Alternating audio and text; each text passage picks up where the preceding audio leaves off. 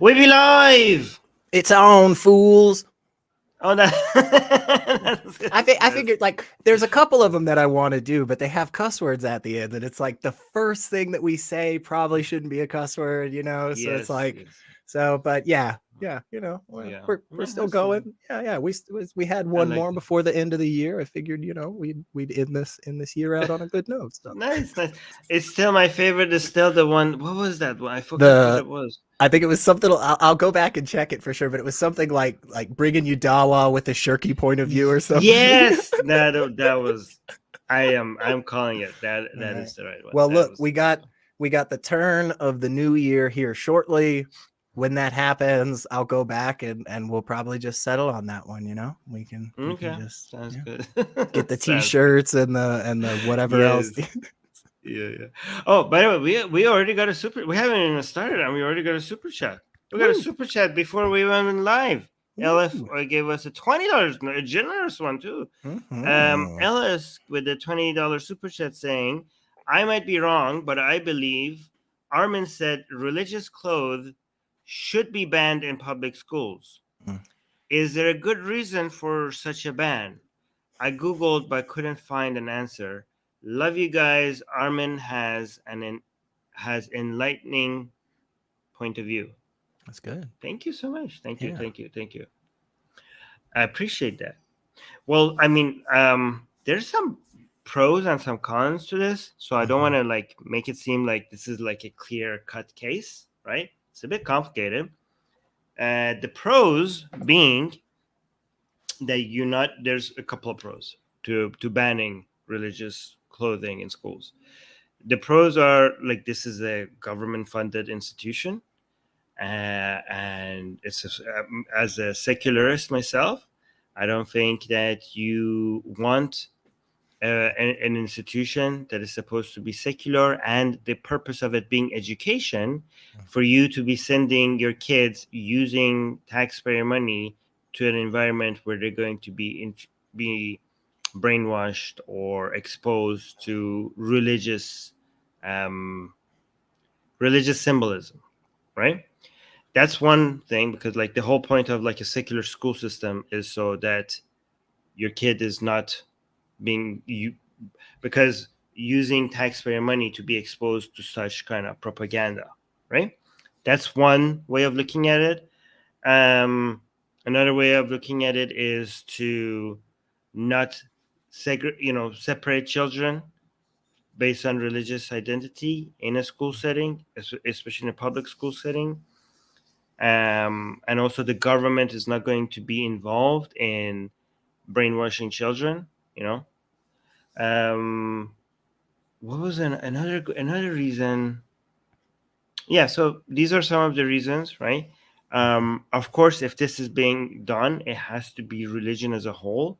Like sometimes people are just anti-Muslim and they're using this as a way to be anti-immigrant or something like that. Mhm.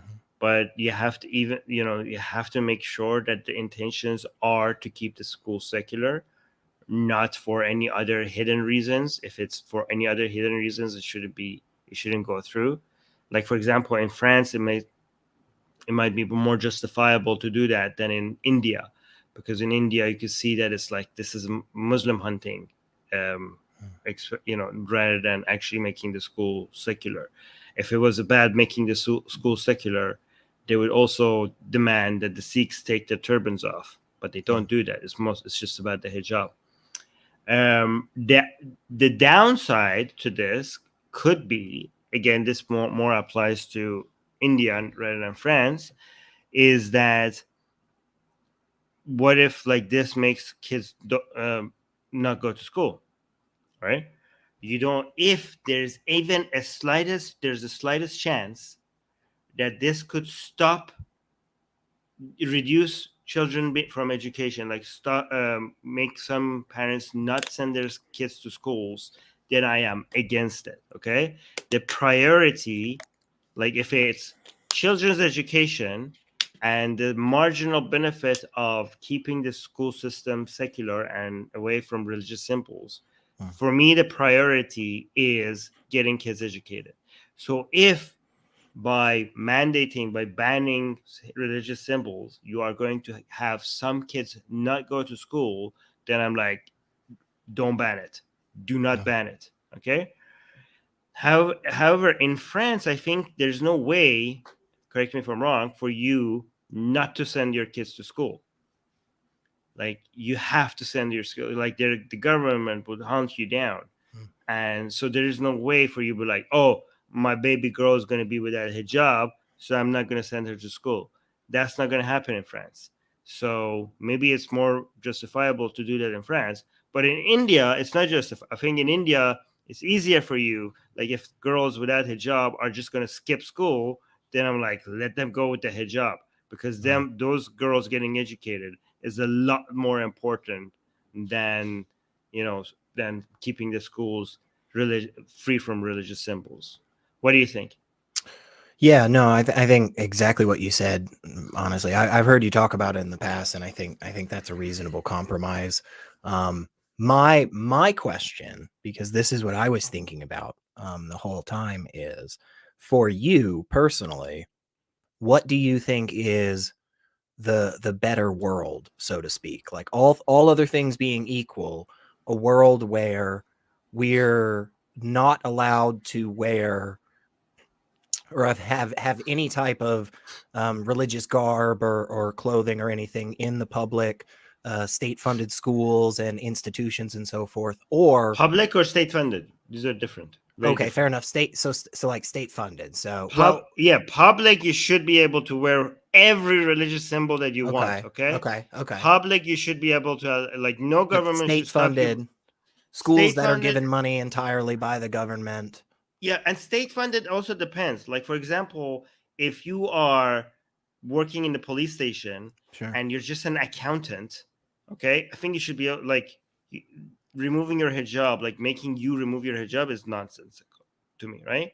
But if you're the police officer and you are representing the state and arresting people, or, like, I think having a turban or a hijab could be potentially problematic.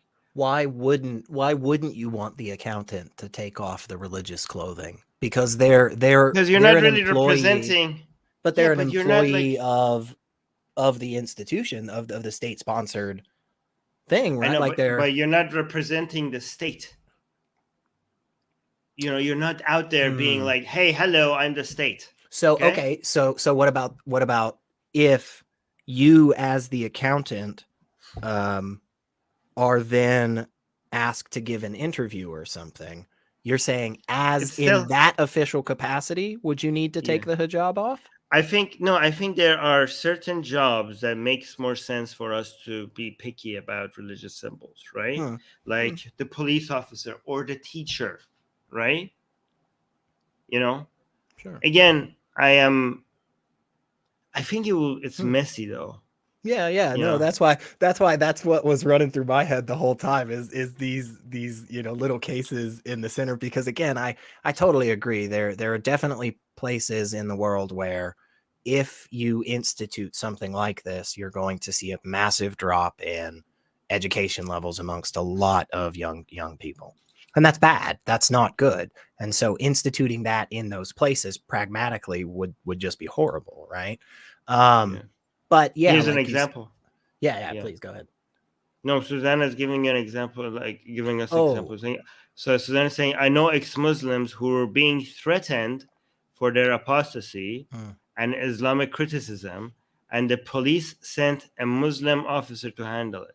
Yeah, I mean, I can see that how that could be. Well, so an issue. there's a I mean, there's multiple, but there's at least one police force in the United States in one of the southern states that is like extremely evangelical Christian. Like the police department, the sheriff, like they pray regularly, like they have massive displays that are all Christian and stuff. Totally agree. I think that's a problem just the same as, right, an individual that's on the job that's displaying a bunch of Muslim, Jewish, Hindu, it didn't matter, right? Any of that stuff. Yeah, actually, that's a good point. Like, if, for example, if you are, I don't know, gay, okay, and you are the police is called, and they're supposed to come fix this situation.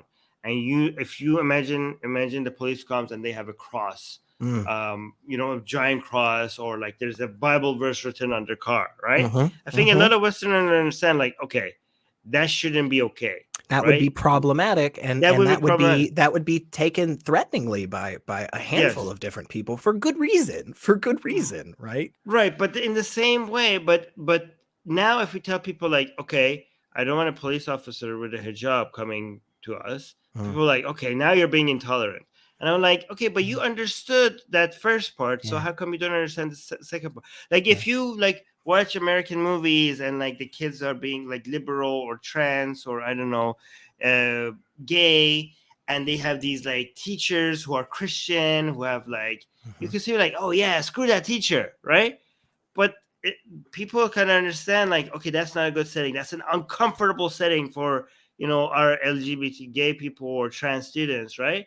But they don't seem to appreciate the same thing when it comes to for hijabis, like, or hijabi teacher, right? Okay, like we tell, for example, a lot of Americans understand, like, oh yes, having prayers in the classroom is going to make a lot of kids feel like ostracized, or that they don't belong there, or like that there is something is being, a lot of parents who are secular might not be comfortable with their kids being next to other kids who are praying at the same time. Like, I don't want my kids to have to deal with this, right? But then if you change the same story, I'm like, okay, now, like, imagine you're a secular kid and then you're in UK and a whole bunch of other, or in France, and every other kid is a hijabi. You're like, if they were Christian, you're like, okay, yeah, that's not a healthy environment. But now that they're hijabi, now that if you question that, you're like, maybe that's not a healthy environment for my kid to study, you're like, oh, you're being intolerant. I just think like there's a double standard here. I don't know. What do you think? For sure. I think, I think there's a lot of examples of that for sure. Just like the y'all covered this on the weekly news a while ago, but there was a poster at a university in Canada that showed two hijabi women, like, it was something about like Valentine's Day or whatever, just like love is, across borders, or just one of those kinds of messages. And it showed two hijabi women like kissing. And then the Muslim community was like, oh, we're so offended by that. So yeah, I mean, there is unfortunately a double standard. But what do you think? What are your thoughts? Do you think hijabs should be banned, or hijabs and other religious symbols should be banned in a public school? Yeah, I think the main thing for sure is making sure that it is consistent. If you are going to do it, then it's one where it has to apply to everybody equally. And that this was kind of where my first question was going for, in this sense of, do you think a better world is a state-funded place where everybody can just wear their religious clothing and nobody gives a shit about it, nobody makes a big deal, or one where nobody wears their religious clothing and nobody makes a big deal out of it, and it's no big deal, I'm not, obviously if nobody's making a big deal about either one of them, it seems like it's moot, right? The one without the religious symbol makes more sense, right? Sure. But in this world, would you rather us mandate that nobody could have any religious symbols in public schools, or should we allow it? In the places, the nuance that you've provided before, where you say, in the places where we have an adequate system where we are ensuring that children will not be taken out of public education because of this, yeah, I like it. I don't think we should have. I don't think there's a reason that anybody should have religious clothing in such a setting. The moment you leave the school, absolutely, go do your thing, no problem. And the moment that the school is not engaged in school activities, I don't have a problem with a school that, let's say, lets out at 2:30 in the afternoon, that at 7 p.m. some local club wants to rent it out, and they pay the school and they abide by the policies and stuff. Again, just as long as the school is being even-handed. If they do that for a Christian organization, you have to do that for other religious organizations or non-religious, Okay, now that I remember, I forgot to mention the most important part. Okay, by the way, we got another super chat. I will get to it right away. But the main problem with allowing religious symbols in schools is that we don't allow anything else. Mm-hmm. Like we don't allow other symbols, political Mm-hmm. symbols, or if the school is uniformed, other excuses for people to not wear the school uniform. You know Mm-hmm. what I mean? Or like somebody coming up with a KKK, I don't know, Mm-hmm. arm, or Right. or a a mega hat or something Mm-hmm. like that. That Mm-hmm. wouldn't be allowed either, right? So if you allow religious symbols, but you don't allow all these other non-religious symbols, Mm-hmm. right? What the state is effectively doing is recognizing the authority of of a deity, right? Mm, But because it's I see where giving you're going. giving certain privileges to certain people with certain friends in the heavens, right? That the other people without don't have those privileges. Like you Yeah. can't go like I have a mega hat on. Like that person has a Right. hijab. They're expressing themselves through a hijab. I want to express myself at school with a mega hat. And like, okay, she's allowed. You're not allowed. I like, why? I like, because she got permission from her magic sky daddy, Mm-hmm. and you got yours from, I don't know, Emperor Trump. Yeah. So No. her magic sky daddy has authority according to state, and your emperor doesn't. So this is officially recognizing the legitimacy of a higher being by the state. Mm. So And that's I the problem. I agree with that. Again, they're Strasian American and Susanna had a little back and forth in the chat where Strasian asks, would it be okay for a police or any other government official to wear a Bernie Sanders shirt? And Susanna says, when they're on the job, question mark? Hell no. And yeah, No. exactly. I think that's again one of those things that we just make it across the board, right? You're Yes. you're a sitting judge going to bring verdicts on cases today, and you walk in with a you know Hillary for jail t-shirt. That is not okay. You walk in with a massive a massive Star of David and like set it up on the front of the bench. Like, no, not okay. Like no, none of that is okay. And we should have those spaces where we just basically say, no, none of it's allowed. Right. But we're more in a Christian privileged place right now in the US. So Yes. that's, Oh my God, we got 2 super chats. We yeah, we're haven't falling even behind. okay. We haven't even gotten to our Patreon questions. We're getting so many super chats. Thank you guys. Not to complain about super chats. Yeah, no. Yeah, thank you so much for the support. Okay, so David gave us a. Oh my God, and now we got another. Okay, Thank you. Thank you, Sid. Thank you, Secular Sakai, and thank you, David. Jesus Christ. All right. So thank you guys for your support. David with the $10 super chat is saying, why do you think Muslim immigrants ally with liberals in the West? Is it liberalism for convenience or just pretend to be liberal for political expediency?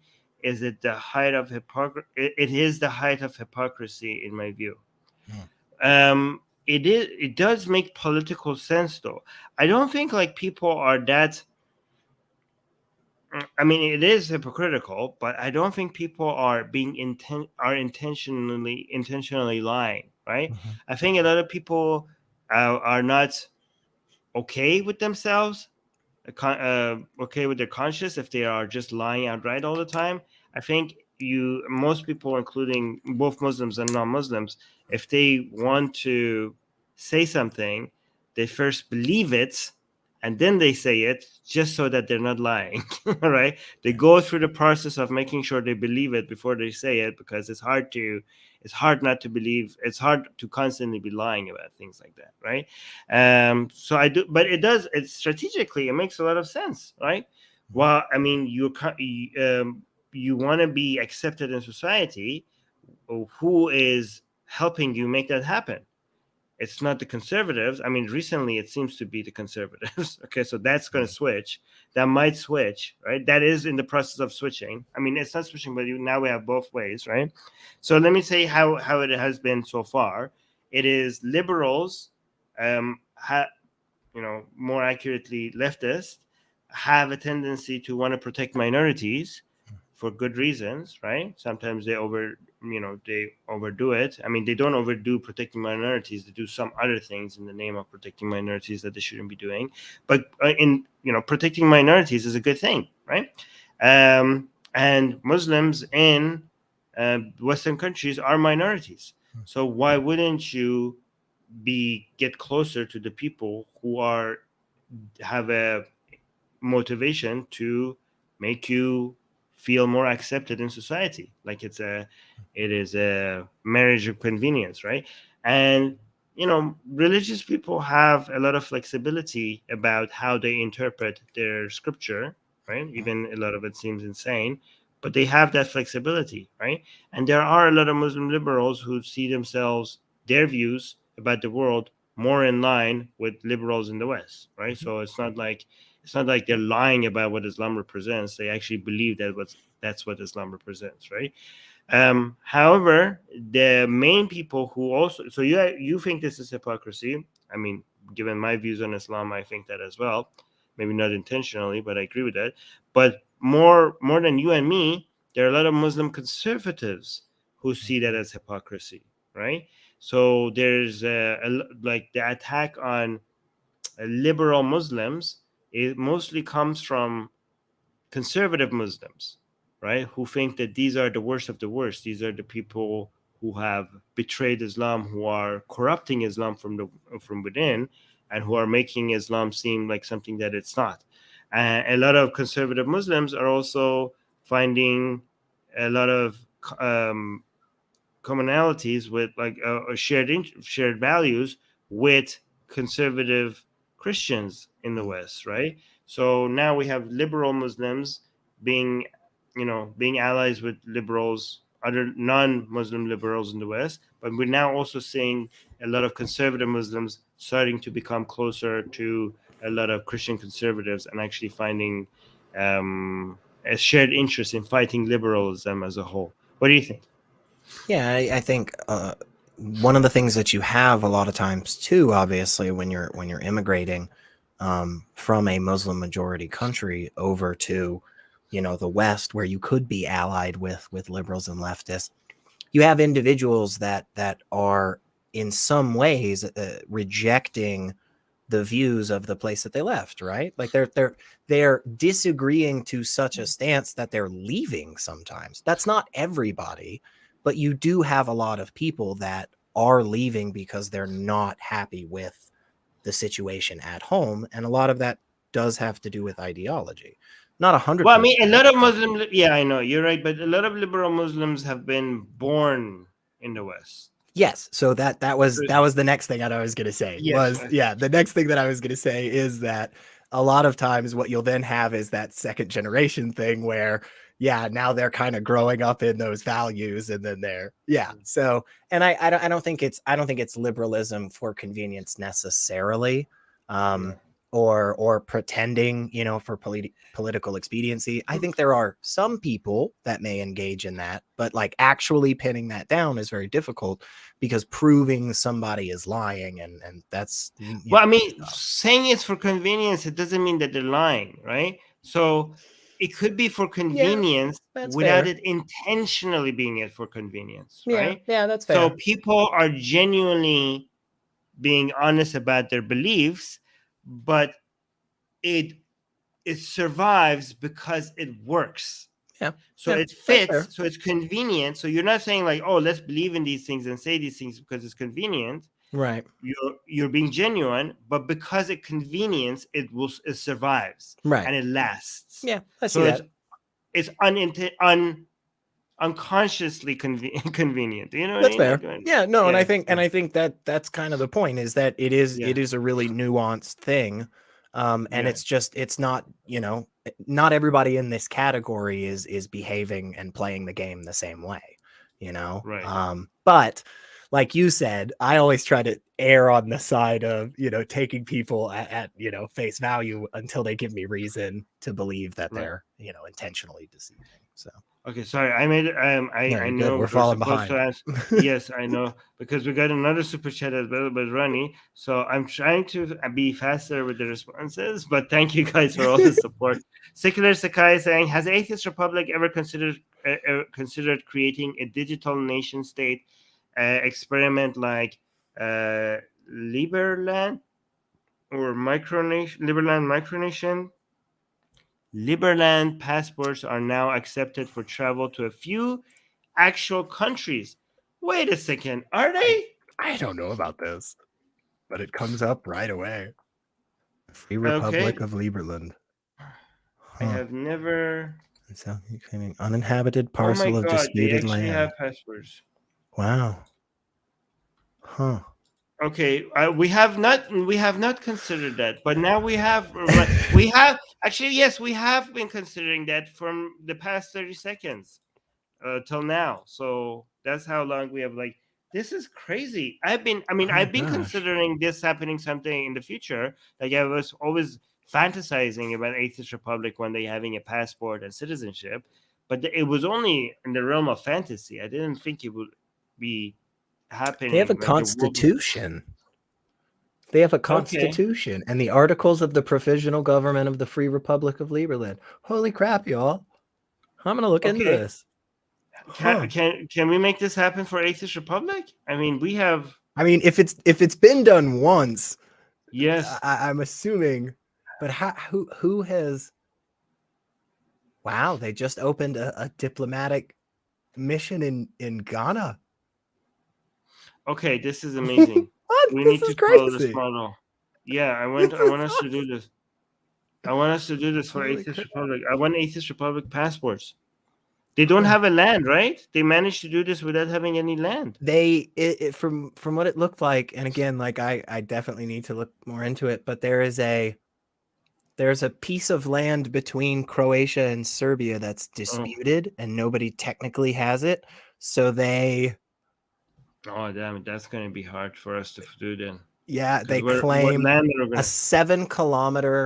7 square kilometer land referred to as Gornja Siga. I don't know. So we're going to need land? I don't know. I have no idea, man. This is fascinating, though. This is absolutely incredible. Guys, help us out. Tell us, like, email us at armin@atheistrepublic.com. Yeah. Tell us if you have any advice for us how to make this happen. If you know how to set up a country on the internet, please reach out to us. If you are a lawyer or anybody with legal expertise, we will give you, like, for doing this, you will become like a high official within the country, right? Like, we will make you, I don't know, This the is head of this is something. this is already a corrupt government, Armin. What are you talking about? You're just giving away It's merit based. You're doing things, and you will based right. on the work that you do. It's merit based. Let's see. Okay, like, I'm actually now interested in this. Thank you, I know. This is really cool. I'm definitely gonna have to find some more info on this. Wow. Yeah. Oh. We make Secular Rarity our president. Thank you. What? Thank you. I was just going to say, technically, just because I'm just scrolling through a bunch of random stuff, but one little fun piece of fact is that the land, the 7 square kilometers, it lacks any infrastructure and lies on the floodplain of the Danube. So that's cool. That's just a fun fact, I guess. Susie would be our prime minister. You would be the president. She would have more power. Yeah, that would make sense. Yeah, let's go. It's a good call. Yeah. I want to be the education minister. But that would be cool. No, actually, these passports will have such utility, because we could issue passports for ex-Muslims in danger, so that they could travel out of, like, ex-Muslims who need to get out of their country for safety reasons, and they don't have any passports. All right, we could like, we could have a team that evaluates their cases and issue them a passport to travel to get out of these dangerous places. You would have to be able to, and I'm sure they have methods, but you would have to have methods of security. I mean, there would have to be reasonable security so that it's not just overrun by, bad people that are just trying to get passports that you know. But I mean, I don't see why that would be an unreasonable task, right? I don't see what is preventing that from being something that could be done. So, oh yeah, D definitely. Yeah, D should probably have more power than me too, honestly. But What should we make D? D I should don't know. be. What else do you have in a government?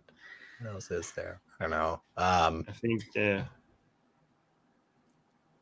ministry. Yeah, what's a powerful position? It was like, what's the Oh stuff with taxes? no. D should be the head of media, like Oh, media. that's actually not a bad Yes, idea. Yeah, yes, that's yes. not a bad idea. I guess we could make up whatever positions and cabinets and stuff, right? Like we could. Okay, wait. Prometheus is saying, I mean, that's What's human human trafficking. trafficking? What do you mean that's What? human trafficking? What's human We're trafficking?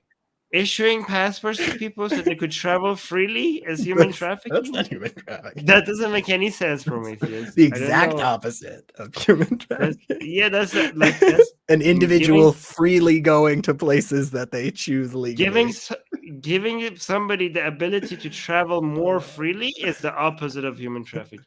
Oh my God, we're getting more super chats. We need to move on. We're falling behind. Thank you guys. Thank you so much for all the super chats. This is crazy today. Thank you guys. Okay, Sid, we're having too much fun with the questions. That's why we're falling behind. Sid is saying, what do you think about Genghis Khan and the Mongol Empire? Is there truth to the claim that Iran's population did not recover for 600 years? I don't know the exact numbers, but I know it was a crazy high number. And yes, Genghis Khan is the most brutal man that has ever lived in the history of mankind. Yeah. The fact he managed to kill more people, not in percentages, but in total number, more than Adolf, Stalin, and Mao combined. That's something. That's saying something, because And at these that people that are time, just at that you know, time, because the population on Earth was a lot lower at that time, yeah. and also these people that I just mentioned had access to machine guns Right. and like modern and tanks, right? And Genghis Khan managed to kill more people into not in percentages again, but in total numbers with swords and arrows on horses. It's crazy. Like rivers of blood, like that is crazy. Okay, I'm surprised that this guy is not a bigger part of our like media, like movies and TV series, and because like we have so many World War II movies and not that many Genghis Khan movies. Given that this was the most criminal thing that the earth has ever experienced, I'm surprised that we don't talk about it much. And ended up connecting some pretty disparate empires at the time, right? I mean, ended up, going to such a a range where all the way up in Russia, all the way down in India, all the way out in China. I mean, it's absolutely fascinating, these cultures that would now be brought together and influenced by this other culture, and then now there's just this big mixing pot between it's really it really is intense. But yeah, I mean, lots of death, lots of dead people. Lots of it. It brought that. I heard it actually brought down the temperature of the planet. That's how I've heard something like that, and I've heard something along the lines of like, I don't know, some percentage of human beings that have a trace of his DNA or something. They've done some. That's true. Is it really that we have looked one into in that? 1 in every 8 person on the planet has Genghis Khan in them. That's incredible. And I'm just gonna say this, and maybe this is ridiculous. I enjoy having sex, but I don't know if I'd want to fuck that much, where like literally 1/8 like of the population is like related to me. That just seems like a lot. I don't know. Maybe it's, I don't know. Also, the study showed that Genghis Khan killed so many people that so many fields turned back into forest land, and that's what brought back down the temperature of the planet. So he's an environmentalist. Thank you. Saving the planet by killing people. Oh my God, that's horrible. Oh no. Okay, next. We do not endorse that. We do not endorse genocide here on this channel. Ronnie saying, do you think European conquest was good for the world in the long run? It was not their intention initially, but world got a common language in English, slavery was abolished, sharing of knowledge. Well, only only really one of those things, in my opinion, was part of that original European conquest like intention. Like, it was their intention to make the people speak English because when they subjugated them, they wanted them to understand them, right? Slavery definitely wasn't abolished because of European conquest, right? Like, it did Right. happen chronologically after a lot of it, but it wasn't abolished because of that. And then again, with the sharing of you would, could argue, yeah. I mean, because we had slavery before the European conquest. Slavery was yes, part of the whole world, yes, but never throughout history anybody suggested that we should just stop slavery until the British said it. so we do have some older accounts of individuals speaking negatively of slavery, but Okay, but never like outright nobody. abolish. Yes, but Yeah, hang no, on. negative. Yeah, abolishing, like, it was a radical suggestion. It was a radical Yes, but suggestion. hang on. Would you say, though, that it was the direct causation from the European conquest, or was it the causation from the fact that now more communities were connected around the world? That the European conquest itself, what that did was, as a byproduct, set up communities around the world that were once disparate that could now speak with each other and could now communicate in such a way that was at a greater level that they And could Europe share. also had the values. It was like spread, like the values in Sure, Europe was anti-slavery. So, but I mean, actually, now I wasn't thinking that it has a causation, but now you're convincing me that it I'm was convincing you so, that you're yeah, hearing it because first, folks. Armin is no, pro-European conquest. no. I will tell you why I'm not, but I do think it kind of caused the abolishment of slavery, right? Because they was through the conquest, everywhere was connected, and also the Europeans had the pro-abolishment of slavery values. I mean, if they weren't conquesting all around the world, it would just be like, okay, we just were like ending slavery here in the UK. They wouldn't be enforcing it in other places, but they did enforce it in other places. They were like, yeah, we were going to end slavery not just for us, but for you as well. And they were successful also in so many places. True. So it's a direct causation. It's not just a correlation. It's a direct causation here. See, I think it's less about the I think it is less about the fact that the conquest occurred and more about the fact of interconnectivity amongst the different communities. And that could But have occurred. but the interconnectivity happened because of the conquest. Yes, historically, but it is not a necessity. European Yes, I conquest is agree. not a That's going to be my point. necessity. Okay, okay. I know, but that's going to be my point. But however, through the process that we know what went through history, the conquest caused it. Okay, Sure. so I agree with that. However, I am not still, even though I agree with that, I don't think I am pro the conquest. Okay, No, because it's what we easy. have not shown, okay, that what we haven't shown is that what would have happened if we didn't have the European conquest. Okay, I Okay, see what you're saying. so even if the conquest caused all of these good things, and even if you could prove the causation, what you haven't shown is that if you didn't have this, what would have happened in history? It might have been better. It might have That's been fair. worse, but That's we don't fair. know. Yeah, That's fair. You're taking. yeah, I see that you're separating those out a bit and looking at it from kind of the yes. day. Oh yeah, that's fair. That's fair. Okay, let's move on. Yeah. Because we're getting worse. So Lilypad, LA, giving us another $20 super chat. Thank you so much for the generous donation. We're getting so many super chats today. We haven't even started with the Patreon questions. Okay, so Lilypad is saying, do a GoFundMe to buy a private island to buy. Yeah, Fund for me the to for the buy. digital. Okay. Yeah. Oh yeah. Do a GoFundMe to buy a private island. There are many for sale, like for Oh, and 50K or 200K. you could offer for people that give over a certain amount, they could get like citizenship with it and stuff. Yeah, Ooh. but getting a private here's a problem with that, Mhm. Lilypad. Getting a private island in a land that is taken, like it is claimed by a country. The fact that you own that land doesn't mean that you could now take it off of that You'd have out to of the buy country. something from like international territory. You'd have to buy something in a space that is not like So- claimed yet.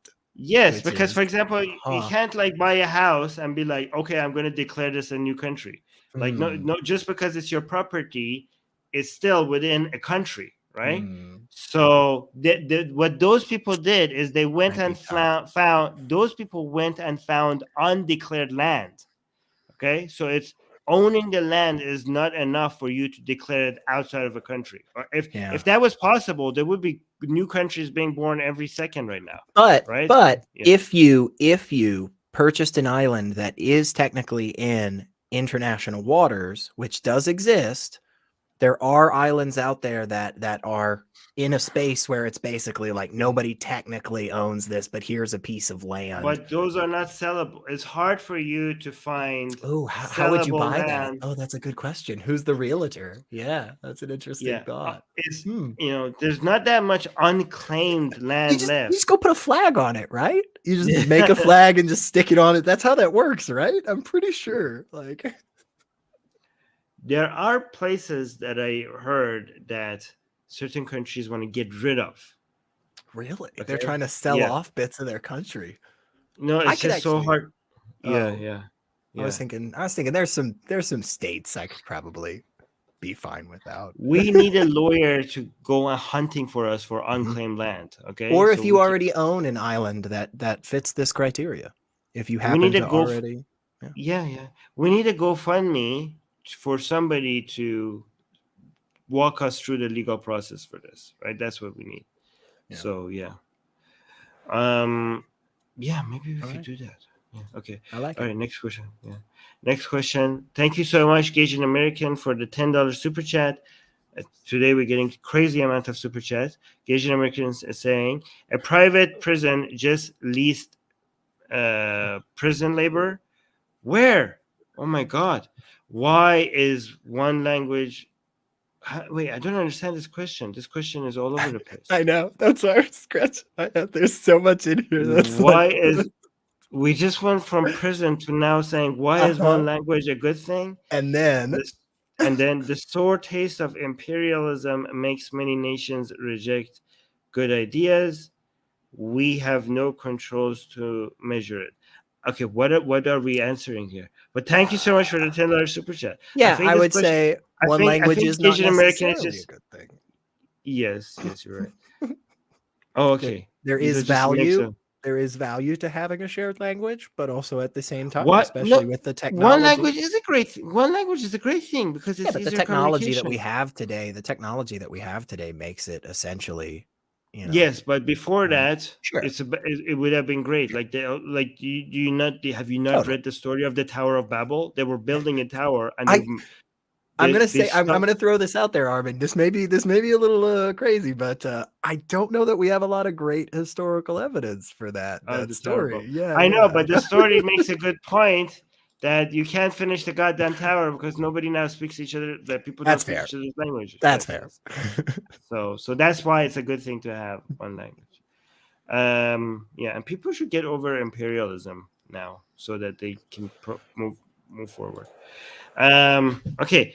David is. Did I read every single super chat except this one? Yes, I did. David, thank you so much, David, for the $5 super chat. David is saying Europeans really rose in the 15th century. Before that, Europe was very weak, and parts were invaded and conquered by Arabs, North Africans, North Africans, and Mongols. Yes. It's because of the Renaissance. The age of exploration, when Portugal and Spain started sending people to other places to get a bunch of nice shit. Yes. And then that helped. Wow, we're getting a super chat just so something is explained to us. We don't even have to answer anything. No, we appreciate it. Honestly. Yeah. Anytime you guys want to send money just to throw in a fun fact. Yeah. Did you know there are over 7 species of shark that glow in the dark? Just a fun little fact. If you had $5, you could have put that in the super chat. So think about it. Thank you. No, we love being educated and being supported at the same time. Okay, let's go to the Patreon questions. Patreon question. We're gonna answer them fast, okay? I know secular. Okay, so we're gonna go try to, because we already have 44 minutes in, and we haven't even started the Patreon questions because of all the support we're getting. So a large number of oath keepers and proud boys are ex-military and law enforcement. If the police are lax at protecting our queer immigrant communities of color, like Jeffrey Dahmer. What is it? When should the What does the Jeffrey Dahmer got to do with this? Jeffrey Dahmer was known for targeting Black and minority communities, queer men. Okay. Yeah, that was Okay. Yeah. It's a weird little fact, but yeah. Oh my God, this is a dangerous suggestion. When should the left? No, I'm saying this. The rest of this is dangerous.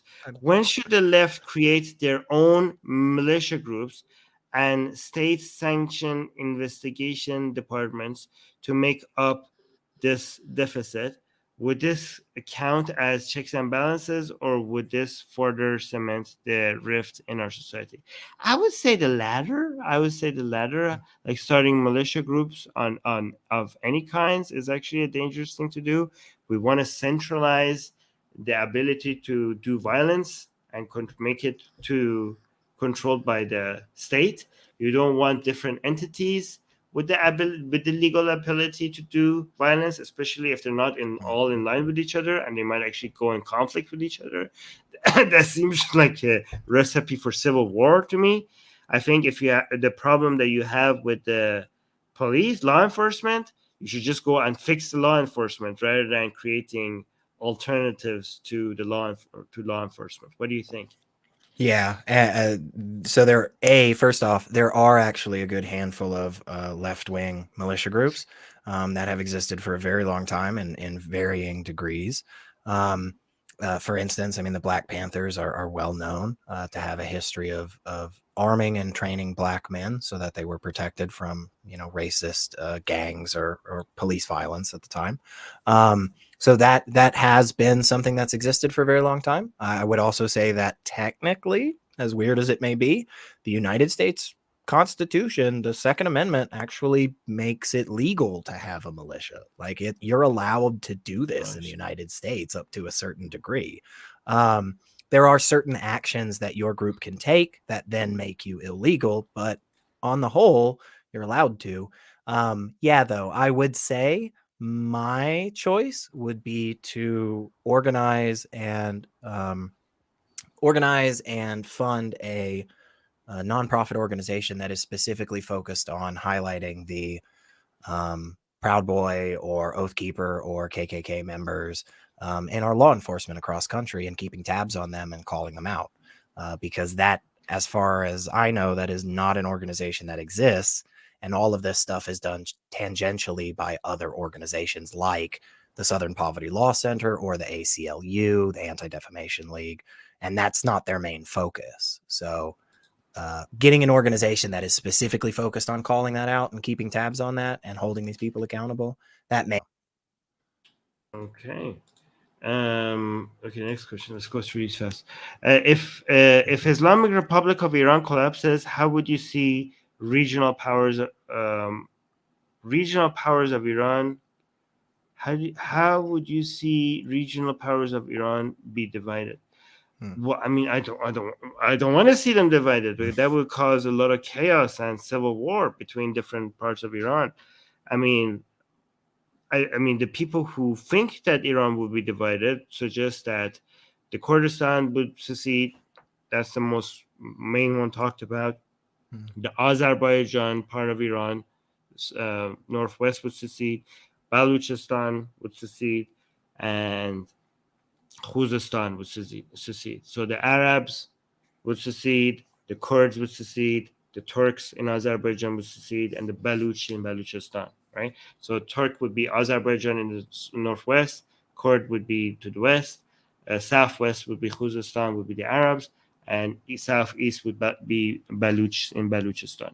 But none of that is going to happen, okay? Because if it did happen, eventually the central government will fight and take them back. But if it even starts to happen, it will just cause decades and decades of civil war and endless shedding of blood. So I hope that's not the outcome of the Islamic Republic's collapse, and I don't think it would be. I think like people are actually more united than ever before, but I don't know. You can never be sure. All right. Anything else you want to add, or Nah. no? Okay. All right, let's go to this one. During the Great Depression, the USSR economy actually grew. They saw Euro-American engineers immigrate to the Soviet Union.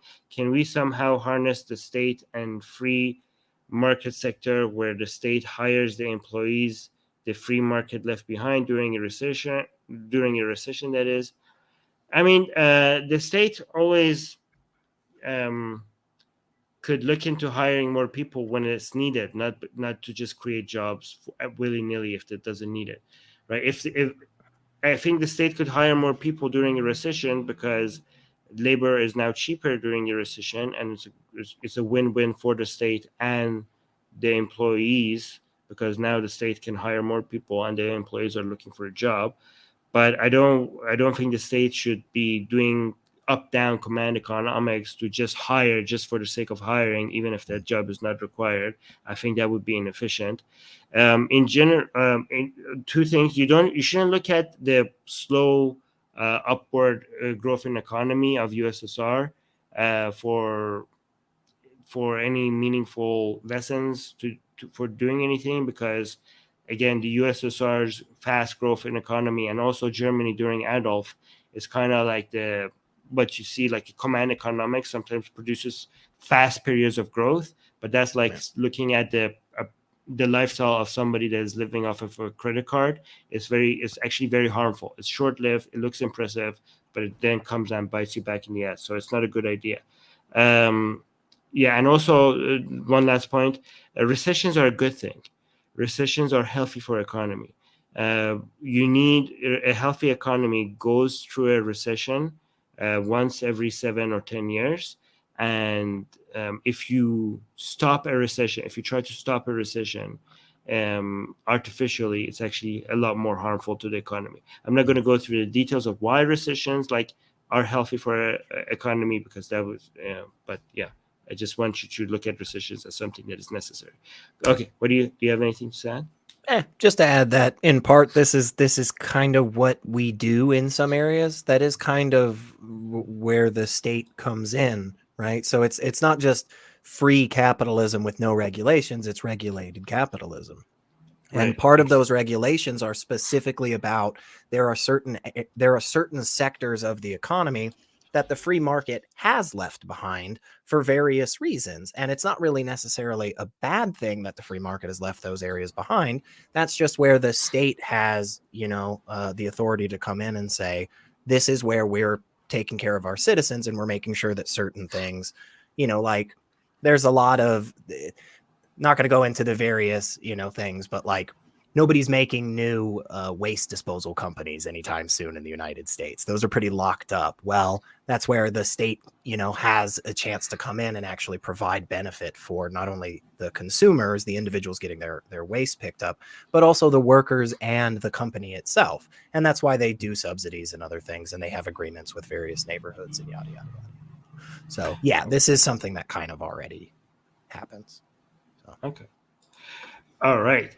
What are your thoughts on Jordan's King Abdullah's warning to Netanyahu? If Israel goes as extremist as the king warned about, do you think there is a chance of Israel losing U.S. support? Israel is not going to. It's a spectrum. Okay. Israel has already lost some U.S. support, and if this continues, it will lose some more U.S. support. But again, it also depends whether in the U.S. you have Democrats in power or Republicans, because Republicans might actually like this, right? The Republicans might actually be more friendly to Israel that is this right wing right now, right? So it depends on whether the Democrats take the White House next or the Republicans. But again, even if the Democrats take the White House, Israel going radical is not going to make U.S. completely abandon support for Israel. It's just going to make it reduce its support. right? So again, it's a spectrum. What do you think? Well, and I think there was an article linked to this too. And if there was one point in there where Jordan's King was referencing a handful of different Christians and organizations in that area of Jerusalem that were speaking out and saying that, you know, currently the Israeli government is getting a little bit more harsh and cracking down. I think if that is a large part of the messaging coming from Jordan, I think that is definitely going to at least garner some more Christian support, right? Because everybody wants to support their group whenever they're being persecuted more. So I think that is also plausible. I am, maybe this is just because I'm naive, but I'm cautiously optimistic that even though with this Israeli government being, you know, essentially the farthest of right-wing governments that's been instituted in a while, I'm cautiously optimistic that they, to keep that coalition alive, they will have to make compromises erring on the side of not being so far right. I don't know how true that's going to be. I've seen some laws that they're passing, and it seems like you're going full on fascist. Okay, well, you know, it's never fun to be instantly proven wrong in like 10 seconds, but you know, I don't know. You know. I mean, I don't know how I have to look at into how seriously those laws are going to be. We'll have to see how it turns out. But my Israeli friends have told me that these laws is going to end democracy in Israel. So I don't know how if this is exaggerated or not exaggerated. Yes. I wonder if any of those laws have anything to do with like the prosecution against Netanyahu and stuff. I wonder if any of those are the reasons. Like, there's a lot of it has to do with schools and women and LGBT, and it's horrible. It's horrible. Yeah. It's horrible. And the guy who's gonna be the, oh gosh, what's the minister? Fuck, I forget it, but minister of whatever it is in Israel, where he's basically in charge of the police. That guy has been saying some not so great things for a while. So he's the worst person for the job. Yeah, but anyways, we're gonna have to cover that later. But it's been insane. Yeah. All right, let's move on. Let's remove the star. Last time around, claimed U.S. Okay, this is I think the question is not sentenced properly. Last time around, I think you claimed U.S. media to be extremely self-critical.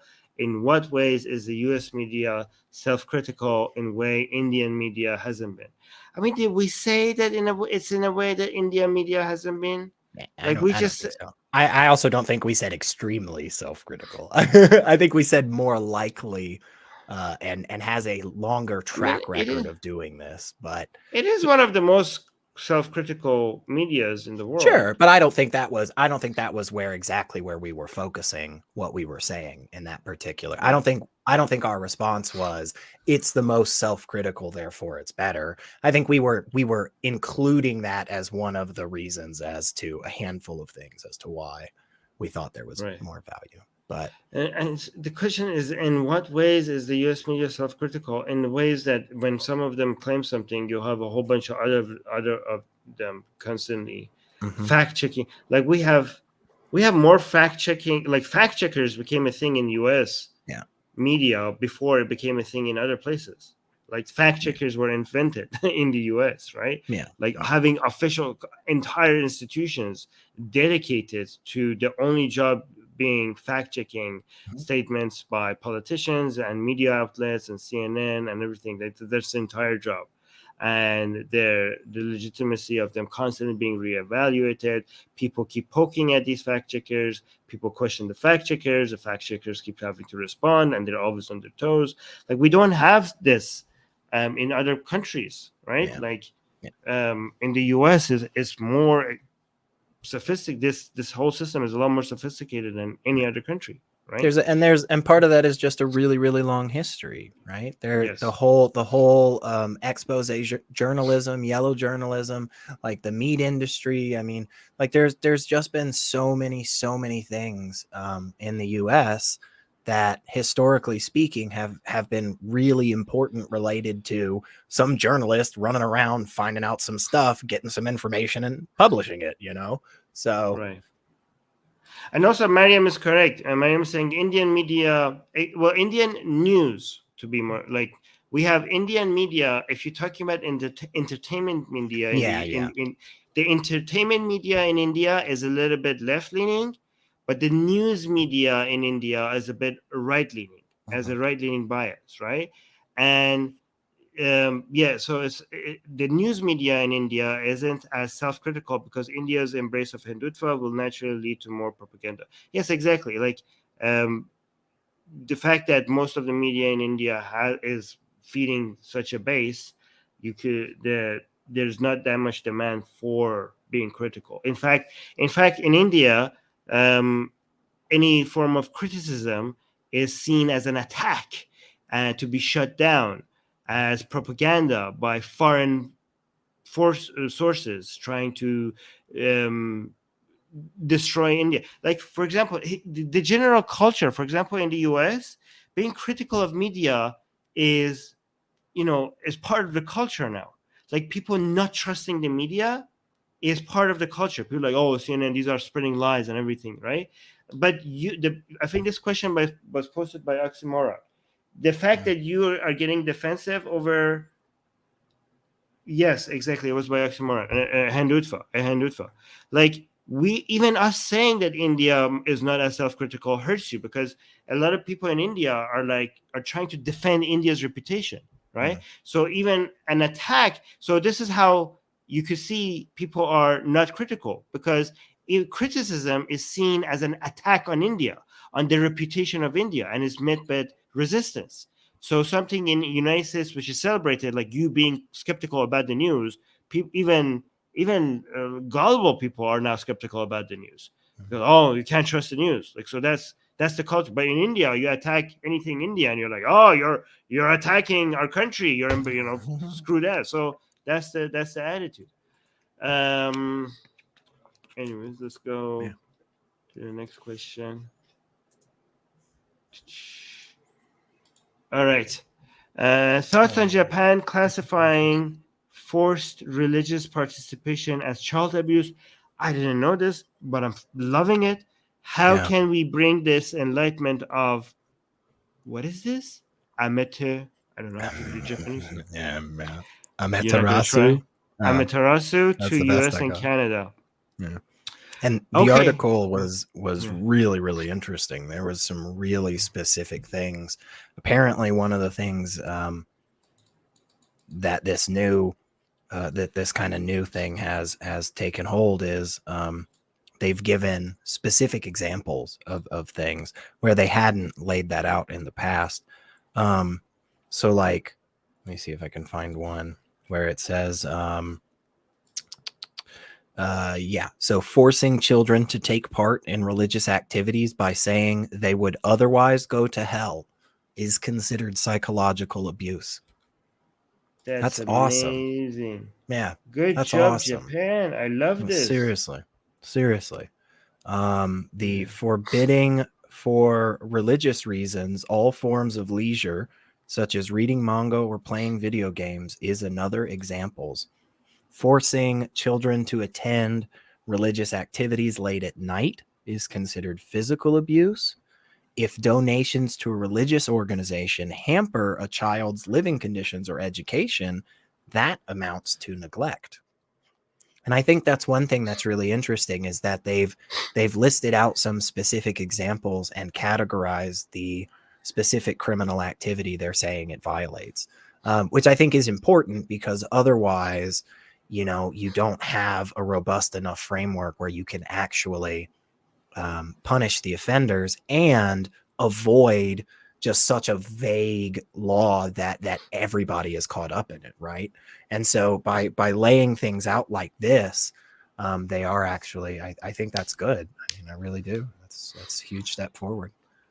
So the question is, how can we bring this to the US and Canada? And I think one thing you could do is, like, when you contact your representatives to complain about any violations of secularism in school, you could use Japan as an example, or for how things should be done. So your politicians being aware of a country that they could use as a reference will really be helpful, I think. Yeah, 100%, 100% on that. Anytime you're raising, you're raising and highlighting issues in the United States that are violating separation of church and state, that's a good time to bring it up. Anytime, we hear those terrible stories about all the atrocities that are done at various churches that seem to come out on a weekly basis in the US. Again, great time to remind people about what's going on in Japan. I do wonder if the recent assassination of Abe has anything to do with this, because that individual specifically mentioned that his mother gave such a large sum of money that it caused them to be impoverished. Right. I think it was with the Unification Church, but I could be the Moonies, I think was that. So yeah, it's a crazy cult, by the way. Yeah, very, very interesting. I actually saw a poster for Shin Yun the other day. The Falun Gong dancey dance thing. Yeah. And there was just some random person walking by, and I just pointed out, and I was like, "Hey, did you know that's the entertainment arm of a cult?" And they went, "What?" And just like, doesn't matter. We'll talk about it later. But anyway, all right, that's funny. Okay, this is a question by D. What do you think of recent show of force stunts of China aimed at Taiwan? Wait, I need to read that properly. What do you think of recent show of force stunts of China aimed at Taiwan? I heard this morning that Taiwan will increase military conscription to 1 year, and U.S. is loaning them lots of dollars to purchase U.S. weaponry. Will the world unite behind Taiwan as it has for Ukraine if China invaded? Yeah, I believe so. I believe so more for Taiwan than Ukraine. I mean, Taiwan is a lot more significant than Ukraine. A lot more significant for world peace and world economy. Ukraine is the poorest European country. Taiwan is tied into so many things. The location that Taiwan is tied into a major part of world trade. Taiwan's chip manufacturing industry is tied to almost everything that we consume and make, and especially weaponry, advanced weaponry. I mean, there's so many ways that is significant about Taiwan in a way that is a lot more important than Ukraine, that I can't imagine what the world would do. But however, the problem is that the adversary that you're dealing with is a lot stronger than Russia, right? Yeah. So Russia is nothing. Yes. So as Taiwan is more important, but Taiwan is also a lot more scary, right? Not just because China has better military, but because China is tied. Yeah, China is tied into the world economy. Yeah, like crushing Russia hurts the world's economy to a certain extent. Yeah, but not there are a lot more eyes.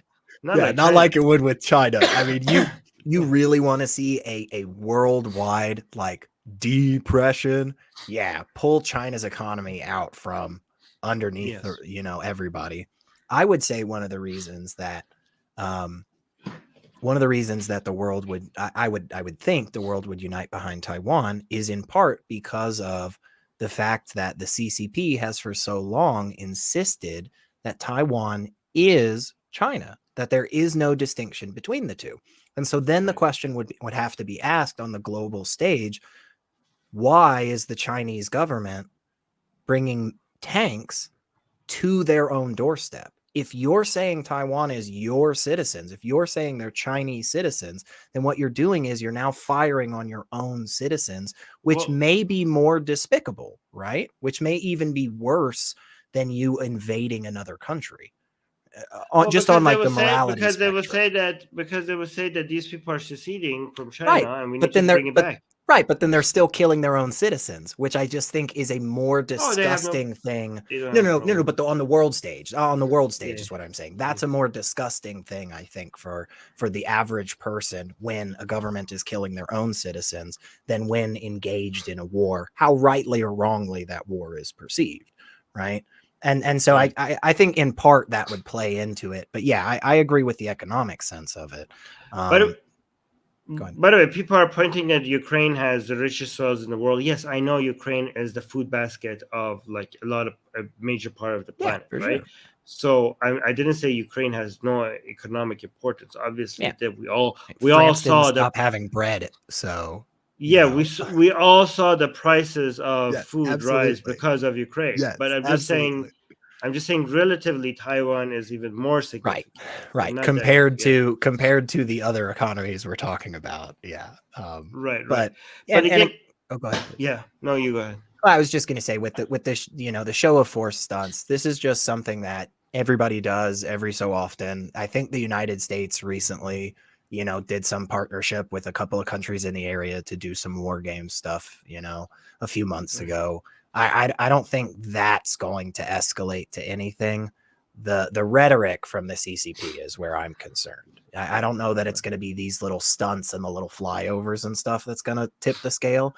I think it's going to be the rhetoric that leads up to potential violence. Okay, so well, I mean, okay, it is possible for China to take over Taiwan without the world Sure. yeah, but Yeah. doing anything about it, like no, wait, like there's a qualifier here, because China is not interested in doing that, if possible, with military action. Okay, like the way that China wants to make this happen is that you have a lot of forces around the area so that there's lack of interest for anybody to engage because it would be bloody for everybody and it would be devastating. And you just slowly just move in and you make enough political changes the way you did it with Hong Kong. Yeah. You buy politicians, you make these small changes, you make changes, you close off certain trading routes, you make it easier to invade the island, but you never invade the island. But if China manages to completely take over Taiwan without shooting a single bullet, the world is not going to get involved. Yeah. Like the world, like Japan and United States Yeah. are not going to go attack Yeah. if China is taking over Taiwan without actually shooting a bullet, right? That's So, yeah. Yeah, So, which I mean, is it sucks. I'm not saying that that's good that the world does Yeah. that, but yes, I would agree. If the way that the CCP ultimately wants to take control of Taiwan and the Yes. route that they go about doing that is one that at the very least gives off the air of diplomacy, whether or not it's, BS underneath it all, you doing it that way rather than putting tanks on the border. I mean, yeah, for sure. You're just not going to be able. You may have people that talk about it and raise it at the UN, or global conferences or whatever, but it's not going to be something that's going to have the involvement that we see with Ukraine. Gajan American responded to that question and also said, a war with Taiwan will help unite the Chinese people against the CCP even more. A war with Taiwan would destroy Chinese economy. Would be tough. In my opinion, it looks more like a distraction tactic. That's too much of a distraction tactic. I don't think any country is interested in this war. I don't think China is interested in a war. I don't think the United States is interested in a war. I don't think Japan is interested in a war. I think everybody is trying to get their way without starting a war, right? Taiwan is hedging bets for more security. The DPP lost the primaries in many county and provincial level elections because, I can't pronounce Chinese names. Was too okay. So these are a lot more too much nuance that we don't want to get into. Yeah, I think I agree. I don't think anybody in that area wants war because I think everybody recognizes the amount of damage that it will cause on not only that sector of the world, but globally. It will be such a bad thing. But that doesn't mean that they're still not going to try to get their way. So. Yes. It's more like the forces are there just so that the other side doesn't try anything rather than them trying to use it. Yeah. Right. Right. There are more evidence. So here's the next Patreon question. There are more evidence that hints likelihood that popular. Okay, this is yours. You want to read this? Yeah. There's more evidence that hints likelihood that popular elects POTUS Biden and Hillary Clinton were consciously involved in vouching for unnecessary Iraq, knowing it would devastate millions, then there is evidence of Modi crimes of commission in acute riots of 2002. How do American left-leaning liberals justify their moral superiority in contrast to Indian far-right fascists? I would say, in general, one of the best ways to justify moral superiority on any side of the spectrum is to not actually justify it, just to think you are morally superior to others, and then there's no reason to justify it. But I would say one of the biggest problems with this question, and I think this was also from Oxymoron, it is so collectivist, right? So all American left-leaning liberals do not, and in fact, there is a huge amount of those people that would take that label that absolutely disagree with the war in Iraq from start to finish, wholeheartedly the entire time they were alive for it all. They've just been totally against it the whole time. So like the fact that Biden and Hillary like supported that doesn't mean anything, right? Because yeah, you could say, well, then those people voted Biden into office. Yeah, but they did so on a pragmatic level, just the way as other people have voted for, centuries, right? It was a choice between two options. And it was like, both of these people are bad. And this person technically has done things we disagree with. But, that being said, like, yeah, even if all American left-leaning liberals like agreed with the Iraqi war, like they're not all guilty, right? Because it's not I didn't vote for anything. I didn't vote for any wars. I've never been a part of any of those decisions. Like again, so like that handful of collectivism, and then the handful of collectivism on the Indian far right fascist. I would say fascist is one of those words that if it's ever applied, it's just negative, right? But maybe not. Let's just say Indian far right. I don't think everybody that's on the Indian far right is a terrible person, right? And I don't think every person that voted for Modi necessarily agrees with every single policy that he has, right? And so like just pull back a little bit from the huge group lens and just assuming that everybody's a part of this. I think that's one of the first things that stood out to me. But the other thing is like, well, if people already feel morally superior, like they don't justify it, like they just feel like they're morally superior. So they don't ever have to provide reasons. But also, it's interesting to compare these things because what matters more, intentions or the consequences, right? Because if you compare, like morally, if you want to compare these, Biden and Hillary, I mean, I'm very much against the Iraq War, very much against the Iraq War, okay? But Biden and Hillary probably supported that war thinking that it's going to save people, right? Like, even though the results were horrible, I think the intentions were like not to commit genocide, right? Even though it ended up turning out like that. But in Modi's intentions in that crime was to actually commit, genocide. So that was the intention. That was the goal, right? So if you think about the intentions, the Modi's crimes are a lot worse than Biden and Hillary. However, if you look at the results, it turns out the other way around because the consequences, Biden and Hillary's decision killed a lot more people than Modi's decision. So which one is more important, the consequences or the intentions? Yeah. So I leave that up to you. And this is something you've pointed out, a bunch in the past is, unfortunately, with both of these things, we're still at such a narrow time in the actual, total timeline. We don't know, 10 years out from the French Revolution, a lot of people were probably not feeling super great about it, right? 150 years out from it, different feel maybe, So yeah, what will be the ultimate consequences for India? What will be the ultimate consequences for Iraq and the surrounding countries?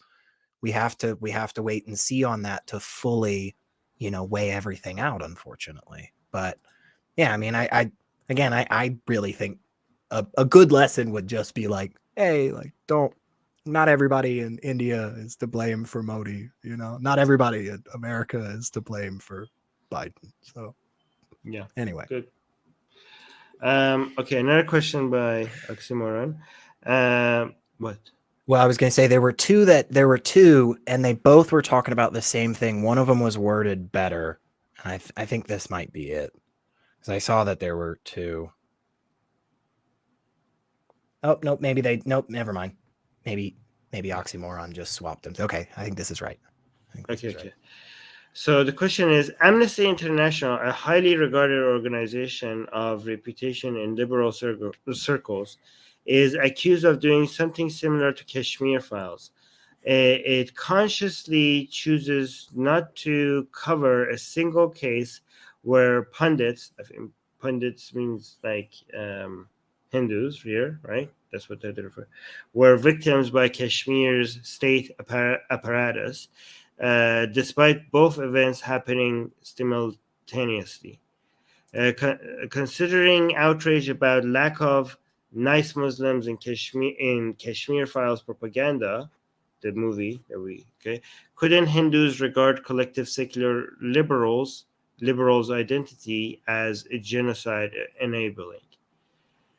So, wait, yeah, go ahead. This was one of the things that I said I wanted to do a little debunk live. Do you want to share my screen? It's just the tab. Yes. I'm just going to go to, because I did this after reading this question, because this is a big deal. Amnesty International, as this question lays out, consciously chooses not to cover a single case where pundits were victims by Kashmir state apparatus. So we're going to take a look here, and we're going to type in Amnesty International Kashmir. It's literally the first thing that comes up. Amnesty International Kashmiri Pandits. Now watch this. We go click here, and then we click here. Oh, sorry. It is this one. Human rights do not stand in the way of India's ambitions. So let's go down here to this part right here that says because it was so freaking easy. In India, we uphold the same principles. In our 2015 report on Kashmir, we criticize the authorities for human rights violations committed in Kashmir under the Armed Forces Special Powers Act, including unlawful killings and enforced disappearances. And in the same report from 2015, we point out how the Kashmiri Pandit community has, quote, witnessed a number of attacks by armed opposition groups, end quote, that caused, quote, hundreds of thousands fleeing the valley, end quote.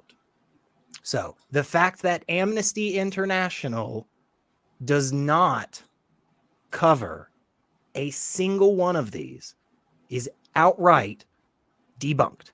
And if you look at the bottom, you can see further reading, this article was originally published in the Hindustan Times.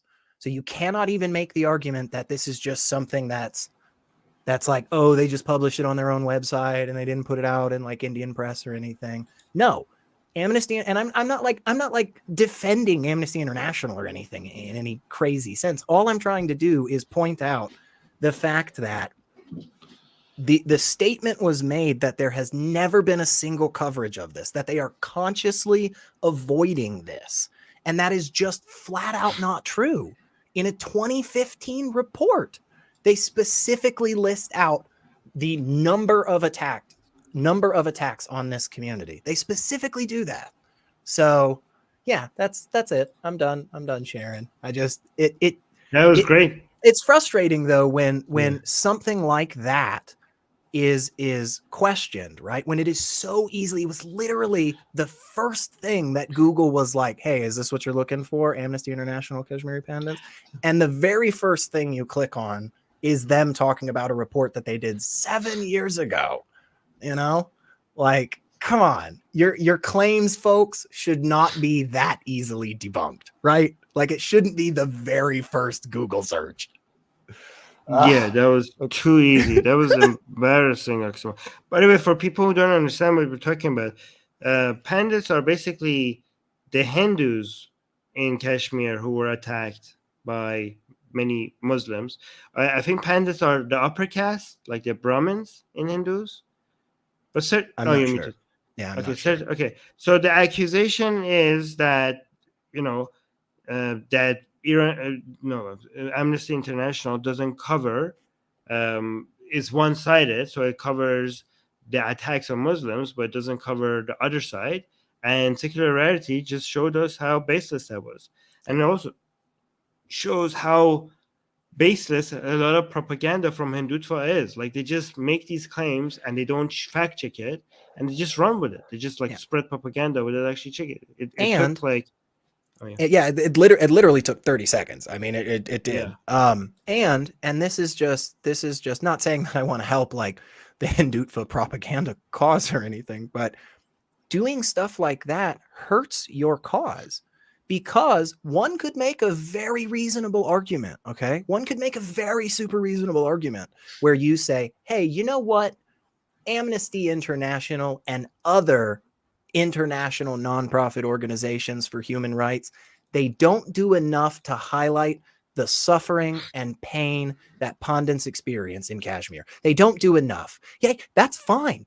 That's a perfectly acceptable argument. That's a perfectly acceptable thing. If we want to hold these institutions feet to the fire and say you're not doing a good job when it comes to X communities that are being oppressed, right? That's fine. But lying about it in the process to try to gain more attention for that is only going to ever hurt that cause, right? We don't have to make up the persecution that exists in this world. It exists, folks. And we should call people out when they're not doing a good job of highlighting it, but we don't have to fake it. There's no reason to lie about it. Amnesty International has absolutely covered the plight of Pandits in Kashmir, and other organizations have as well. Could they do a better job? 100%. Totally with you on that. But just to flat out say that they haven't, and that this is like, this should cause fear for Hindus, and this is potentially a genocide and stuff. Come on. That's just nonsense. So that one fired me up a little bit, if you can't tell. Yeah, and also oxymoron, who cares a lot about what happened to Hindus in Kashmir, and he constantly wants to show that there's a bias against them and advocates for them. Like, wouldn't the first thing, I mean, isn't he misspelling the pandits and as pundits? So, I mean, it could have been an autocorrect. It could have been, but yeah, because like pundit is like somebody on a news program, like yes, their thoughts. But yeah, no, I'm with you. I'm with you. Pandits. See, look, I mean, shouldn't Hindus regard collective secular liberals' identity as genocide enabling? Like, come on, that's such an intense. That you are ratcheting up the level of this to such a degree, when in reality, what it is more along the lines of, hey, some of these places aren't doing a good enough job of highlighting this particular problem with this particular community. And absolutely, I'm with you. I will give you the megaphone to say that shit. But yeah, right-leaning people go from a 0 to 100 quite fast. It's a good way to win a street race, I've been told, but I don't think it's a good way to, make arguments. So. All right, that was by the way, that was nicely done. That was pretty, good job, amazing. I was very impressed. That was a good takedown. Boom. Okay, so next question. The civilized branch of East Asian pagans celebrate the New Year in February, the Jewish people in September, and West Asians in April. Is it racist to have a hiring policy to encompass all three groups so the three shifts can cover for each other when they take their turn celebrating their respective New Years? Is it racist? Wouldn't it be like accepting or like the opposite of racist? That's what I was thinking. I don't think it would be racist. I think you're saying. I think the question is the other way around. I think like, is it racist not to have a hiring policy? Why would it be racist? Isn't this the opposite? Like, would us trying to accept all traditions racist? That usually? Isn't I'm not sure. I'm not sure. I was trying to think of like what the like actual wording of the policy would be, but it just like I'm not positive how this would be the case. I would also probably say that like, and this isn't advocating for that, but like making it a law that you have to do that seems kind of silly. I also don't think a company in general would even necessarily need to institute this type of policy, right? Because it's just kind of something you do anyway, right? Like you hire enough people so that if there's a problem with staffing, you have others to come in and do the job, right? Yeah. I don't think you would specifically need to ask, for instance, on the application, like, yeah, and is there a particular month or time out of the year in which you'll be celebrating a cultural, traditional, or religious holiday where you'll be incapable of working? Because if it's going to be in like the December months, we've already got a lot of people there. So like, is your religion in like April or like? Just give people an extra day, 10 days off, Yeah, give adequate. flexible, Yeah, yeah, and they could be like, pick it whatever you want. You're Muslim, you want to take it on 8, take it on 8. You're Hindu, you want to take it at Diwali, take it on Diwali. You're one of these Christians and you want to take it, I don't know, in September, take it in September. Here's 10 days extra off. Just make sure you give us 2 weeks notice that you're going to take those days off. Right. There you go. Right. And then solved. Yeah, and that's just something, again, I don't think that's too difficult. So in fact, cancel, like, you don't even need to have Christmas times off. Instead of giving them 10 days off, give everybody 30 days off. And if they wanted those days off on Christmas, they could choose on Christmas. Some people are like, no, actually, I prefer to not travel on Christmas because everybody's traveling on Christmas. I will work on Christmas. I will take it off day on a different day. Just give everybody 30 days off, and they could pick with 2 weeks notice. They could pick what those days are. Because there are definitely people that exist, funny enough, who will just work those days, right? Because it doesn't mean anything to them. Like Hanukkah doesn't mean anything to all of like these people over here. And so they're perfectly happy to work on Hanukkah. There are surprisingly people that don't celebrate Christmas in the United States. And those people, they don't have a problem with working on Christmas, So it's like just incentivize your workers well. And a lot of that will take care of itself. Because if you offer a lot of companies, especially, larger companies, they offer incentive pay on those types of holidays, right? So if you work on Christmas and in a good bunch of places, you get like double time basically. So you're getting twice as much money per hour. Like I know people that would purposefully tell their bosses, stack me on Christmas, like give me a double shift on Christmas, because they just wanted to rack up as much cash as they could. So yeah, I would do that. Yeah, it makes total sense. Also, why wouldn't you want to travel when other people are not traveling? If you could, if you could get those days off at a different, Wait, before we go to the last question, I'm gonna post a link for people to come talk to us live on air. Come talk to us. We caught up. We were behind earlier, but we actually made good time. We did good. Yes. But we don't want to tell people that stop giving us super chats, because exactly. Continue giving us super chats. We will just be faster. Okay. Okay. Let me just post this link. Okay, the link for members is up. Okay, but you have to take advantage of it fast. Okay, because we only have little time here. Okay. Okay. Last question. I can't believe we caught up. Actually. Pre-colonial West Africans desexualized nudity, and Ibn Battuta disparaged their women for walking around with their breasts hanging out. Really? West Africans think, not thinks, think it's barbaric to sexualize feeding children. Should Europe and ex-colonies adopt this attitude?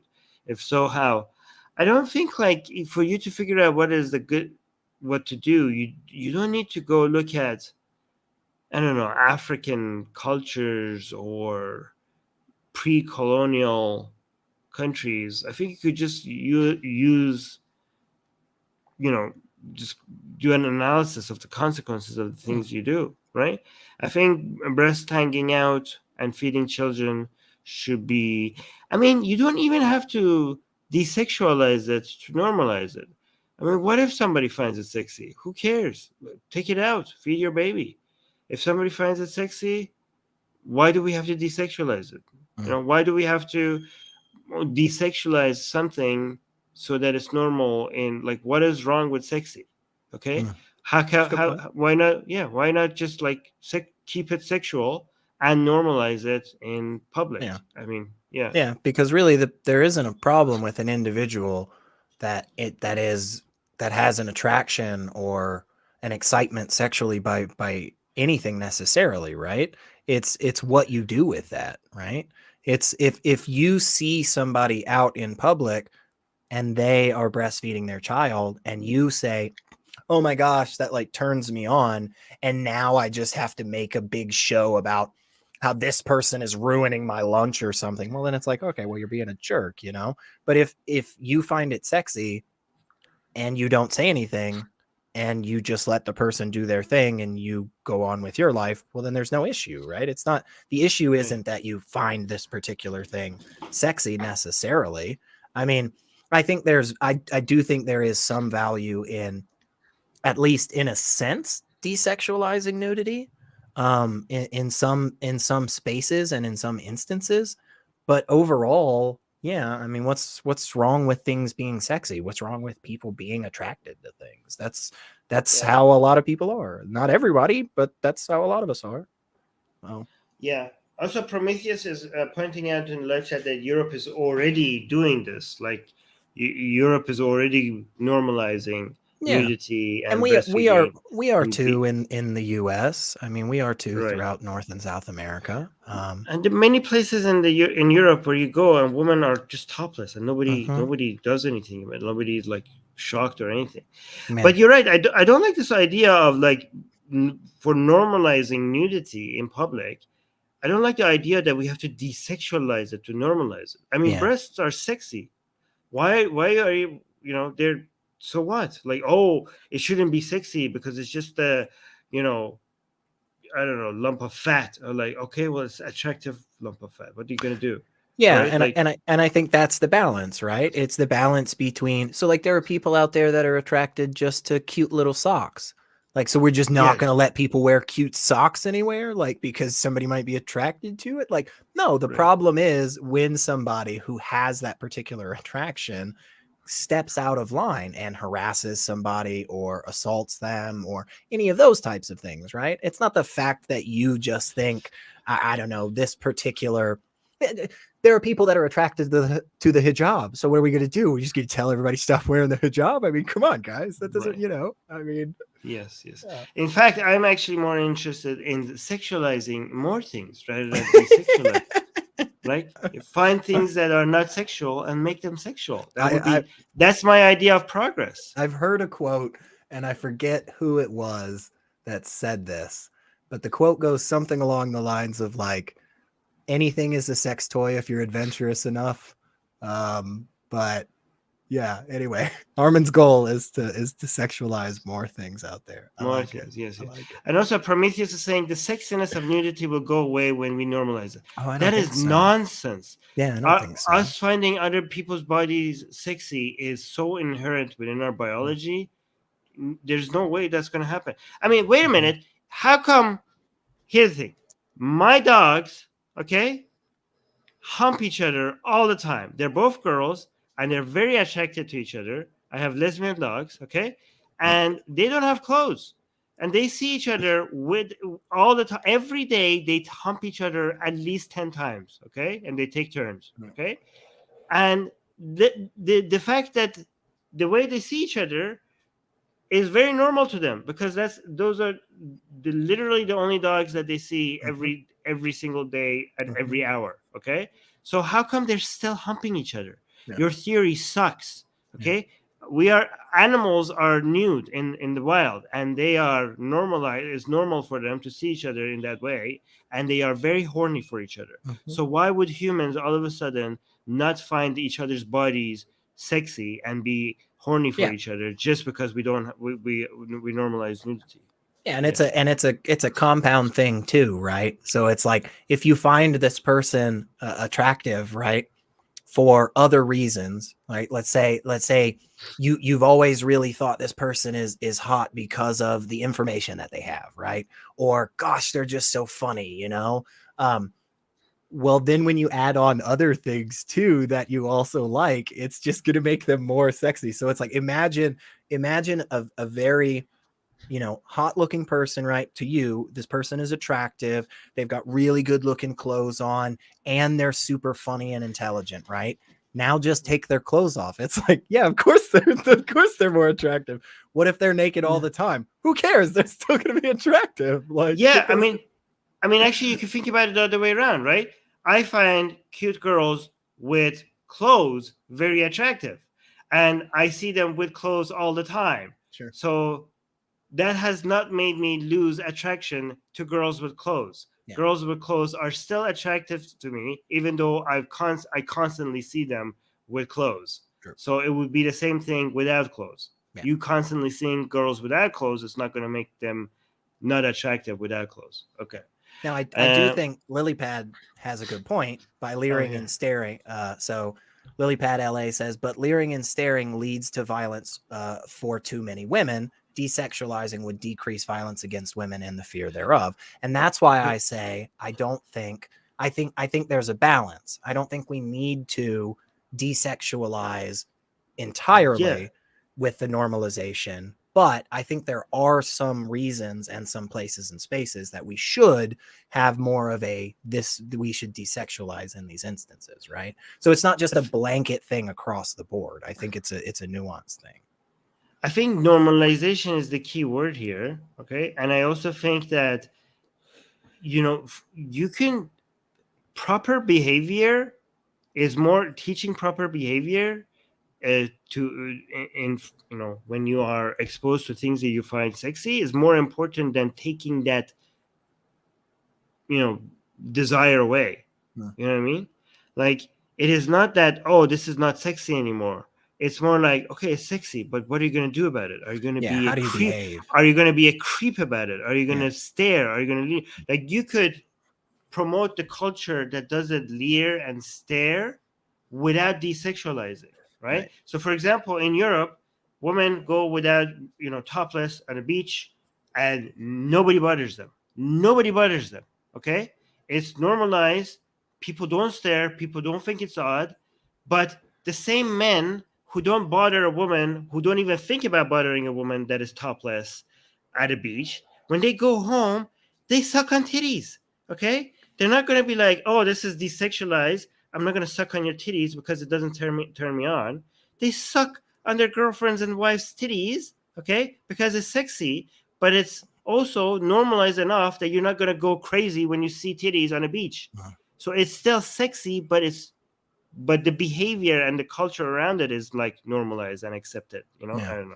Yeah. Well, no, and I think that's a good point. And again, that's why I wanted to highlight that point. I think that's a good point from Lilypad, that there are spaces and times where, yeah, I think it would be more valuable to normalize and desexualize. And there are other spaces and times where I think a normalization that instills a culture of better behavior, right? Where we're teaching, because there's what's that old adage of like protect the women, and then it's like crossed out, and it just says like teach the boys, and so yeah, like I think there is a way to normalize and keep the sexy aspect in the positive sense of it, because I think there is a lot of positivity to sexuality in a lot of different ways, right?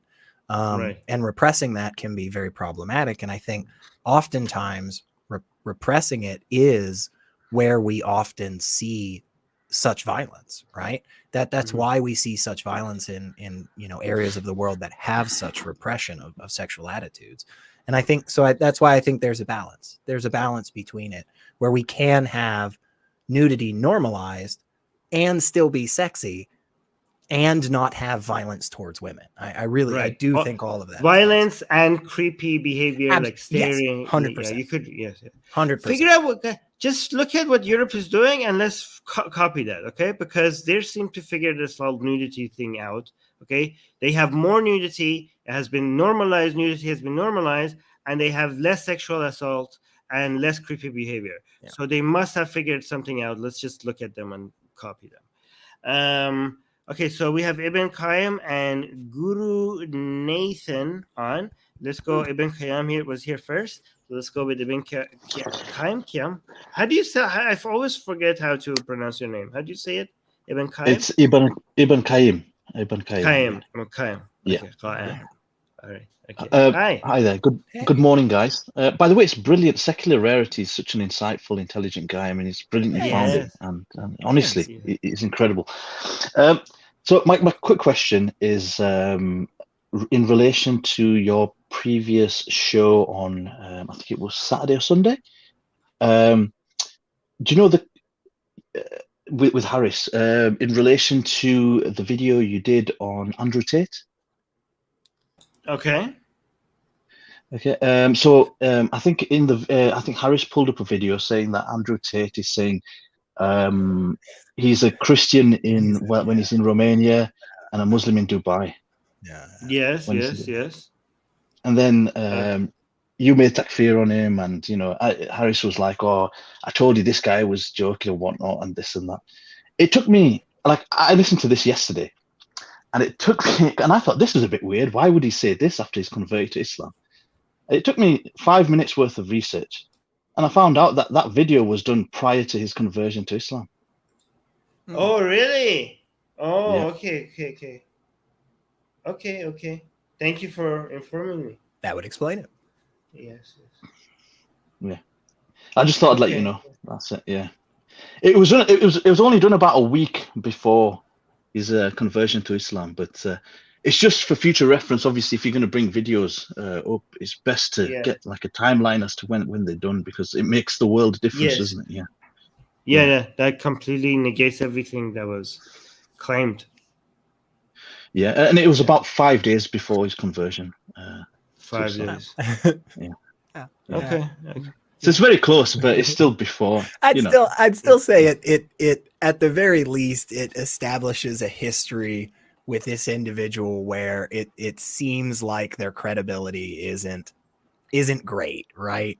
Like I agree, it's completely different, that being shot before his public conversion and after his public conversion, totally different context. But it's like, if you ever pull out a video of anybody, who's just like admitting like, yeah, I just kind of changed my beliefs like in an hour if I have to, that's never good for credibility, right? But do you know what it is? I think he was heavily influenced by Tam Khan. So the guy who he's praying with, do you know, in that photo that he released, I think it was on the 22nd. That guy is a British Pakistani guy. He's based in Dubai. He's a former kickboxer like Andrew Tate, and they're very, very close friends.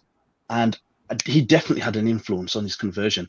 And also, Andrew Tate, he was born in Luton, and he was raised in Luton, which is probably one of the highest Muslim population proportions of any city in the UK. And he would have been heavily influenced by Muslims around him growing up. His coach, for example, was a Bosnian Muslim. So throughout his whole career, I think one of his main coaches during that period would have been a Bosnian Muslim. So Muslims are surrounding him, influencing him all the time. So it wasn't a shock to me when I heard he converted to Islam, considering where he grew up, the people he was around, etc., etc. Tam Khan, one of his closest friends, definitely influenced him 100%. What do you guys think?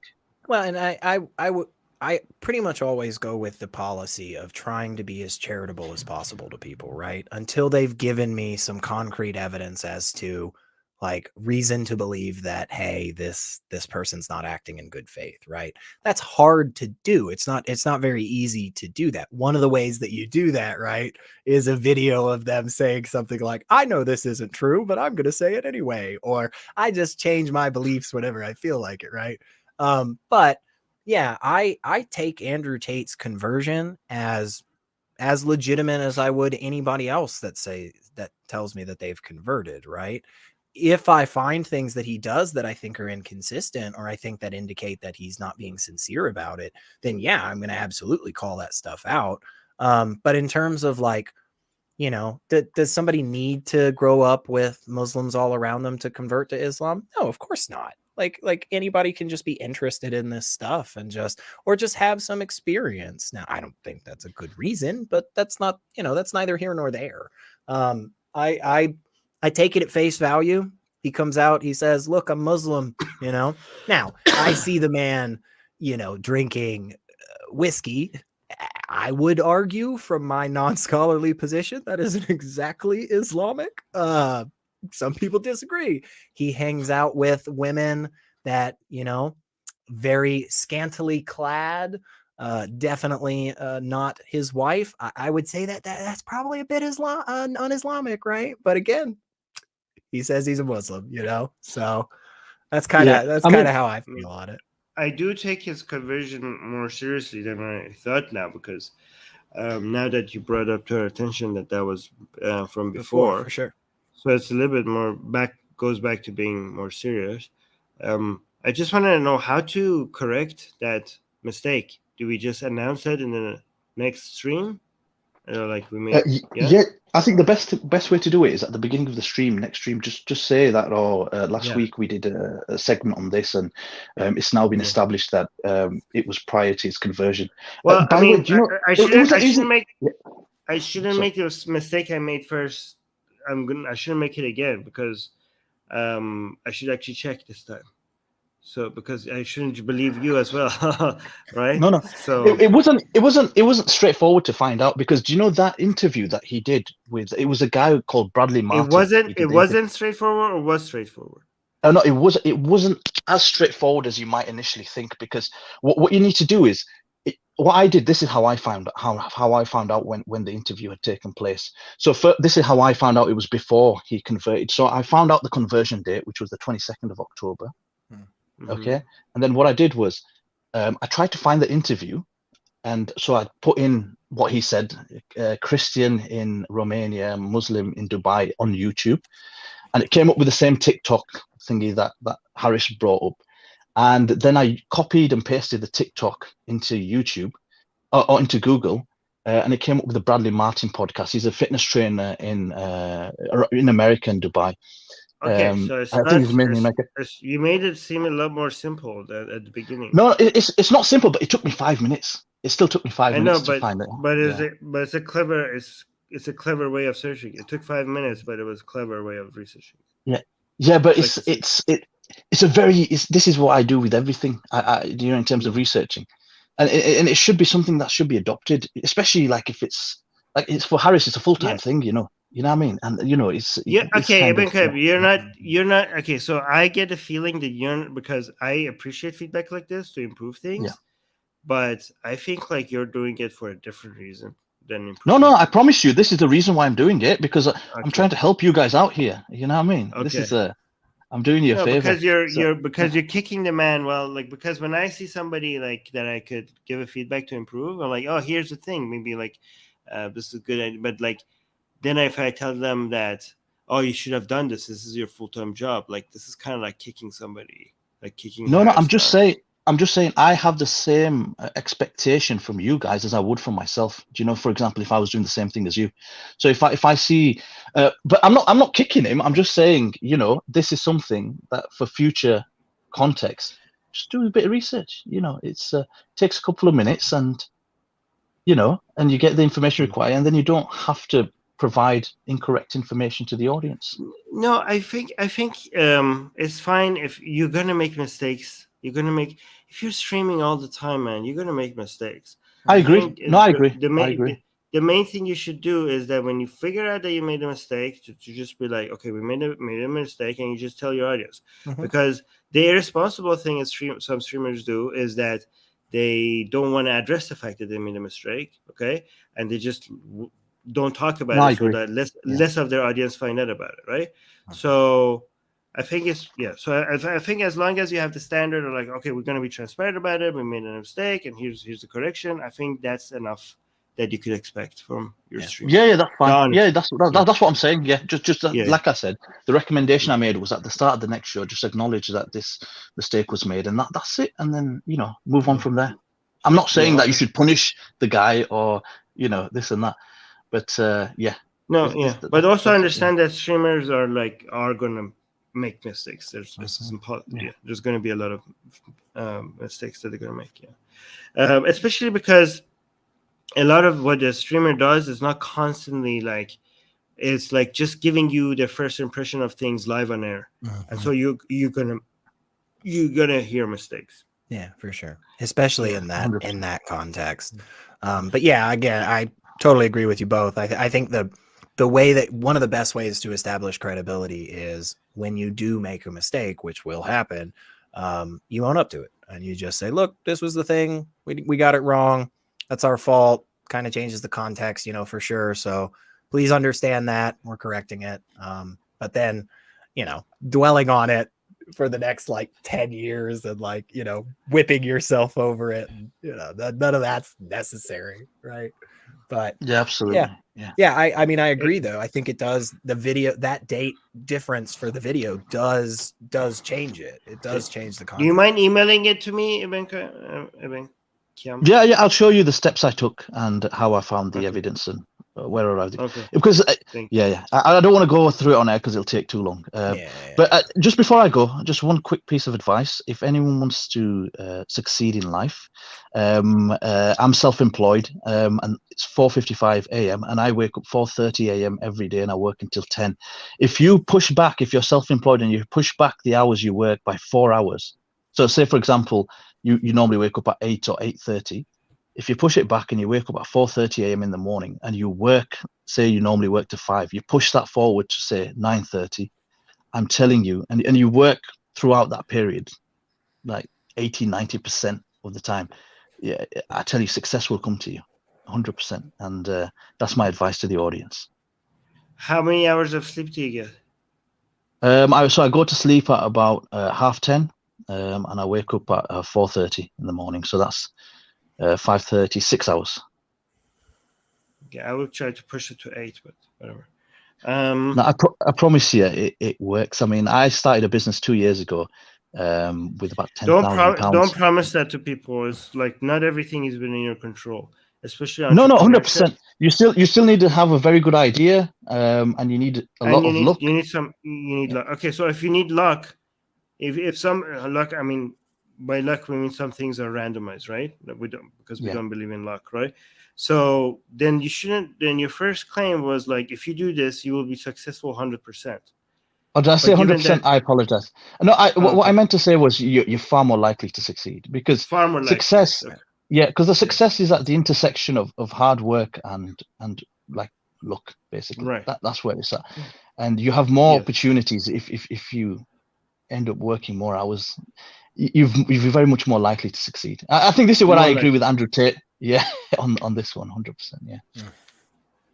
Well, I mean, it helps not to be a dick like him as well, because there are certain things in life that the measurement of success is also something that we have to reevaluate, right?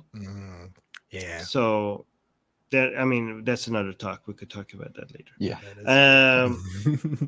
If you think being like Andrew Tate is how you're gonna be successful, then maybe your version of success is a life. No. Not being like Andrew Tate. No, not you.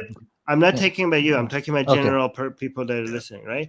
If you might be chasing another man's dream all your life, and you might become very successful at that and be very miserable at the same time. So maybe I tell people, make your measure of success happiness, okay? Not what others are telling you what success looks like. Figure out what exactly makes you happy, even if if it doesn't look like what other people consider successful. Totally. So cool. Okay. Anyways, I better get to work. Hard work pays in either way, so I agree with that. All right. Thank you so much. All right. Thank you. See you. Bye. Bye. All right. We have Guru Nathan and then Asian American. Guru, let me delete the link so that these are the only other people that we have. Guru Nathan, hi. I like your picture, your Hi. profile pic. Hi. Thanks. Is that Gabriel Hi. and the devil fighting? Yeah, it is. No, it's actually Jacob wrestling with God. Oh, Jacob with God. Okay, that's when God cheats. God cheats in that fight, if I remember correctly. No. Jacob cheats. He grabs God's balls. Oh, that's right. Jacob cheats and he grabs God, and then God like makes a ruling about you can't like touch a God's dick or something. Yeah. Okay. I'm sorry. No. So Jacob grabs God's balls and he wins the fight, and he wants to go away. Like, no, tell me who the hell you are. And he says, today you looked into God's face. I'm like, oh, I've been fighting God. That's amazing. Anyways, great story. Great story. Yeah. All right. What's your question? So my question is basically about foreign policy. So now I know there's this huge debate about colonialism and imperialism and about human rights, and now we got two extremes, right? One is when a country decides to invade another country just to satisfy its own, let's say, imperial ambitions, and sometimes they justify it morally by saying things like this country they have human rights violations and things like that, like for example the American invasion of Iraq, and that obviously we all know that didn't end up well for anybody. So where do you draw the line? Like at what point do you think it's justified to interfere in another country's internal matters, and to what extent? Morally or legally? Yeah. That's an important distinction for sure. Look, legally speaking, international law doesn't really hold, right? Because you're not really held accountable for anything, right? Yeah, but Russia, no. It kind of does hold, given that Russia is now paying the consequences. Like, what Russia is paying the consequences for what it did because it violated international law. So there's some enforcement. But that's because of the one. I mean, look, what? I don't think, but did the sanctions really work? Because I think the ruble came back on. So it's not just sanctions. You don't measure. You don't measure Russia's economy based on what the ruble. The ruble actually going higher at that point showed that the sanctions were working. Okay, so you don't look at the currency and if it goes up. I mean, if you look at a currency, okay, short term it might be going up, but it's going up because it's reacting to the difference between imports and exports, right? So if anything, it actually showed that the sanction is ruining Russia's economy. The fact that the currency went up. You know why the currency went so up, right? Because Russia was not importing anything anymore, and it was exporting gas and oil, and it wasn't importing, so the currency went through the roof. Right, so the currency went through the roof. Obviously, but the fact that the currency went through the roof shows that all the imports were stopping, which is horrible for Russia's economy. So that's why the currency fluctuation is not a good measurement to see if the sanctions are working. Sorry, Secular Rarity, you want to say something? I didn't let you. I was just gonna add on real quick just to say that like it's not just sanctions that occur too when international law is applied, right? There are other things that happen as well, and one of those things could be an expulsion from various international bodies that give you certain power and leverage, which we have seen in various ways. Another thing that could occur, of course, is international tribunals and so forth.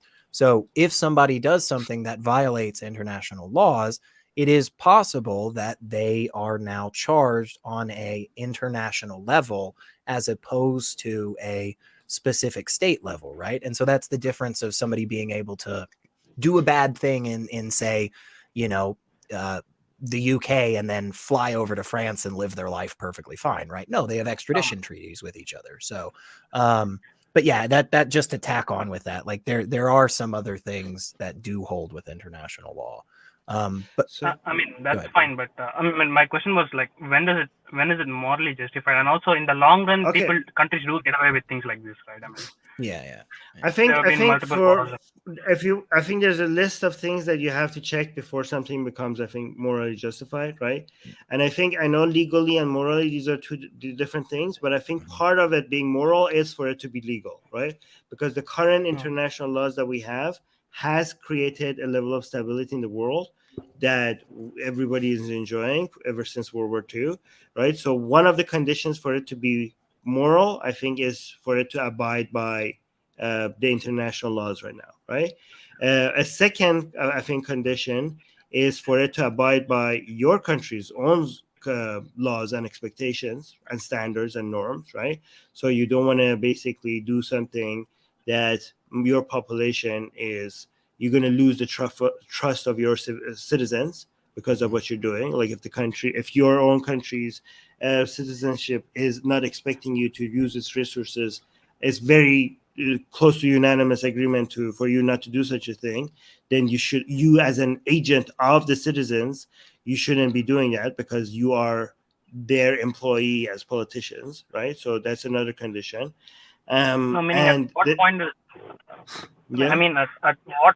I mean, let's say at what point do you think it's morally justified for you to invade a country that's, let's say, not directly affecting you in a bad way, but let's say, but let's just say that there are horrible human rights abuses there, and there is all sorts of torture, and there are no rights for anyone. Like, let's say, I think if we have, genocide level, either something like happening that is it could be considered genocide, or another country is violating international laws for example, to the point where Putin did or Saddam did when his attacks on Kuwait. I think if you at that point manage to get a coalition of different countries with the permission of the United Nations, I think at that point is moral and acceptable and even necessary for you to go in and get involved. And I think one of the biggest issues. So I think one of the biggest issues too is that when we're speaking about this in a purely high level philosophical moral framework, right? We're kind of taking it in this sense of like all things being equal, magic wand kind of fix, right? The issue is that there may be certain criteria that has been violated that makes this particular action immoral in a country, but the actual pragmatics of on the ground trying to have a military intervention from other countries, even if it's a multilateral thing, is still one that potentially has negative consequences, right? And so like we were talking about earlier about the Taiwan and China, right? So that war alone will have negative ramifications for people that will result in suffering and deaths, right? For a wide range of people. And we're seeing some of this right now with Russia and Ukraine. We are seeing some individuals in countries that regularly received large grain shipments from Ukraine. They're not getting that food supply and they're dying because of that. And so, unfortunately, when we're looking at this in the real world, we do have to not only take that list of criteria like Armin was just laying out, like, is this country committing genocide? Yes. Okay, let's say that they are.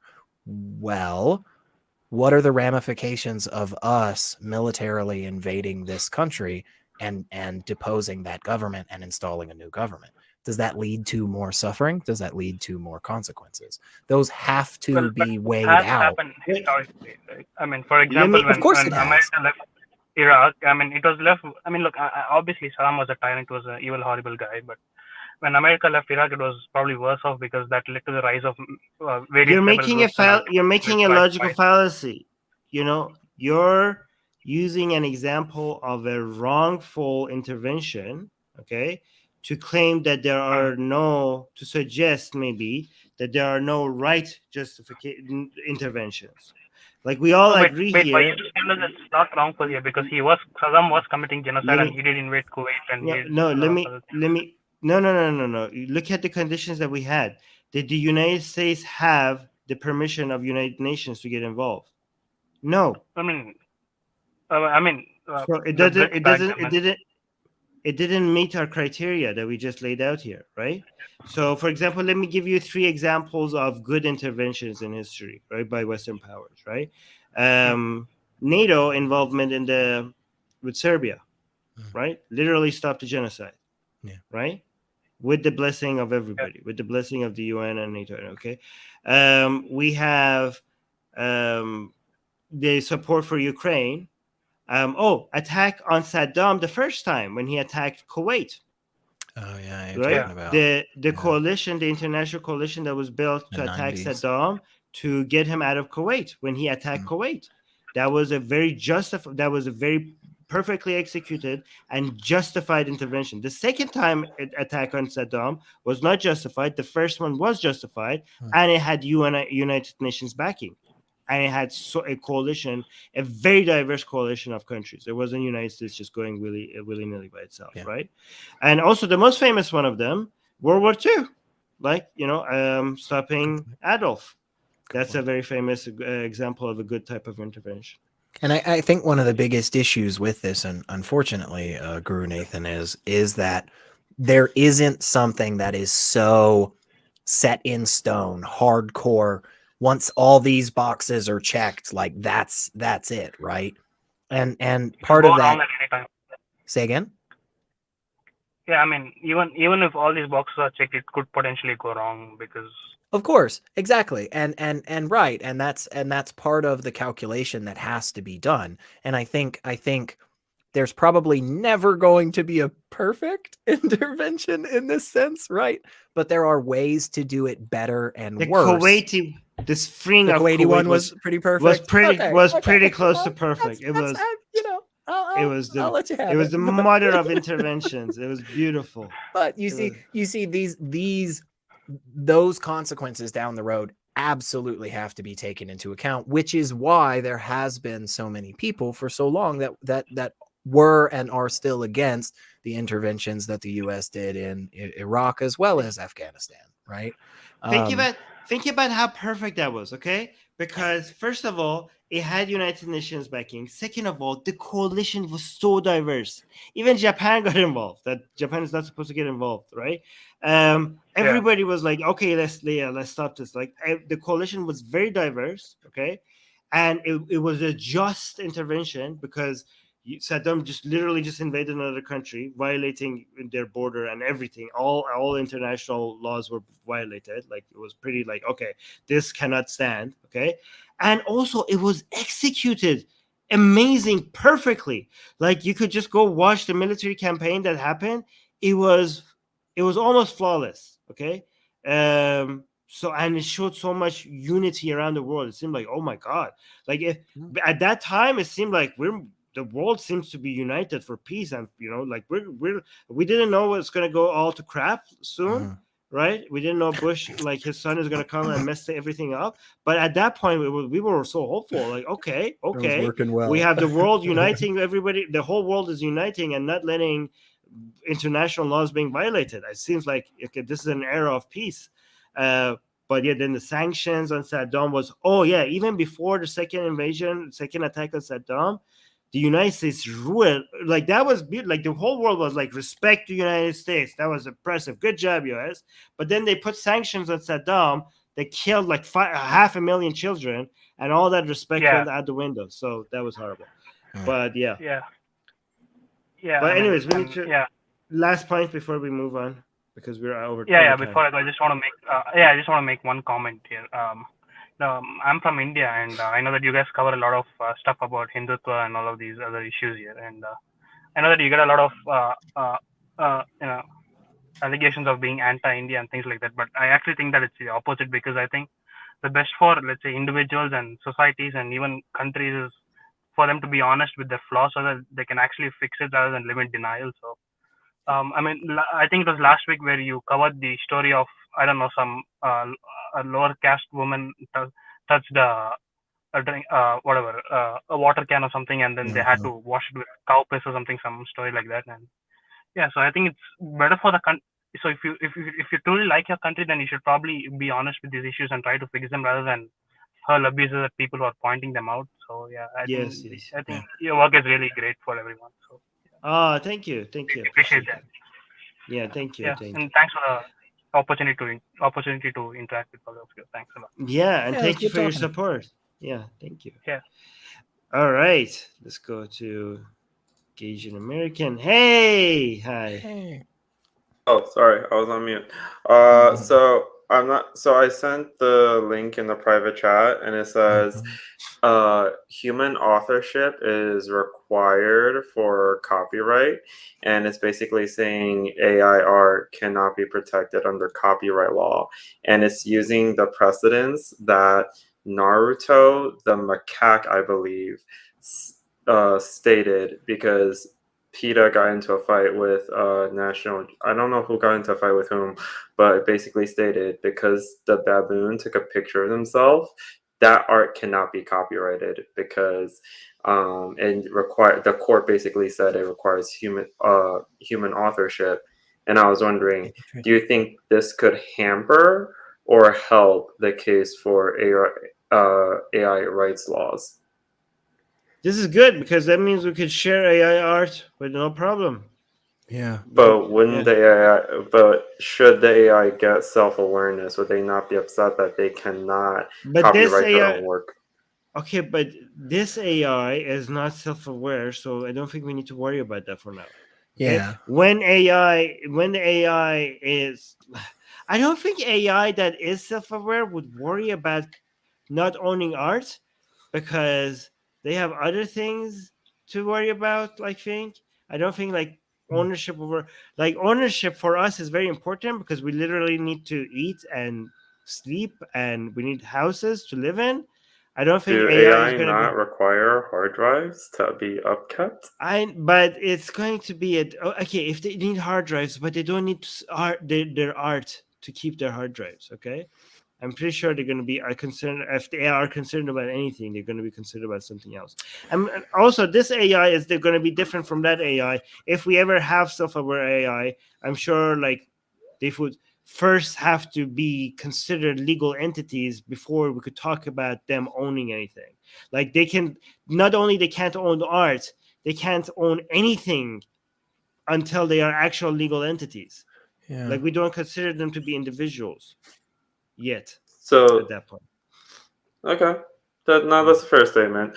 So do you think this would, because this is also plays into judicial precedence, because the wording of the statement is very particular about human authorship. So would you consider would that be a qualification to property ownership? Like it has to be a human being. Yeah, because who else would own it? Well, we've got precedent in the past where individuals have been able to, in their will, give all of their estate to an animal. And ultimately, the individual that was laid out in the will by the original owner of all of the property, they stipulate a person that will take care of that animal. And the way that the court has ruled is that essentially the wealth is owned by the animal, but the human that takes care of that animal is their conservator, basically. And so there has to be, you have to prove that there is enough money being allocated for the animal to survive out the rest of its life. But then essentially from there, you get to basically do whatever you want with the money. So we do have some precedents in the US court system where non-human entities have received property in these court cases. Now that may just be very particular because it has to do with wills, right? Final will and testament. But yeah, as I'm scrolling through this article here, they are very particular that the issue is specifically about the creative input or intervention by a human author in the work. And so now the argument from this person who was trying to get the art copyrighted in the algorithm's name, they claim that it's unconstitutional to have that view of it, but I don't see how that's the case because the Constitution is very explicit about the fact that the rights are being granted to individuals, to persons. And because we don't consider AI persons at this point in time, it would make sense to me that they wouldn't get this. Sorry, to be clear, is it persons as in the human species, Homo sapiens, or persons as a legal citizen of the United States? More in the legal sense for sure, although it seems very obvious that they are thinking about it in at least in some context of like the, you know, human being kind of monkey like thing, you know. But yes, it is persons in the legal context. And so that could be expanded to include conscious AI. But I think it would be, it's not a good argument to say that it's unconstitutional that copyright requires human intervention, considering the rights being granted seemingly are for humans and humans alone. So okay, we need to end this soon, but I would be very surprised if ever AI becomes self-aware, its concern is going to be like, hey, where's my art? Why it would be awesome though, wouldn't it? I mean, it doesn't even have to be art. What about software or I just like the thought that AI finally gets self-aware and all it gives a crap about is like intellectual property rights. And like everybody's so worried that it's going to like take over society and stuff. And it's just like, no, like we just really want to catalog birds. Like, you know, like, I love that thought. Like, it's just... I mean, they are a higher form of intelligence. Maybe they just don't really give a crap about anything. Maybe it just else. doesn't matter to them. They're just like, hey, look, we don't care. You guys play around with that paper money crap, whatever. We don't care. We're gonna go in the cloud and screw our brains out digitally. I mean, it may be the most random thing. It might be like they might be obsessed with collecting coins or they bring back stamp collecting in such an intense way. Yeah. I mean, in a post-scarcity society, that might be the new currency. Right. Oh man. All right. Okay, that's funny. We should make a movie like that. Like everybody is like shot. Yeah, that would be a good movie.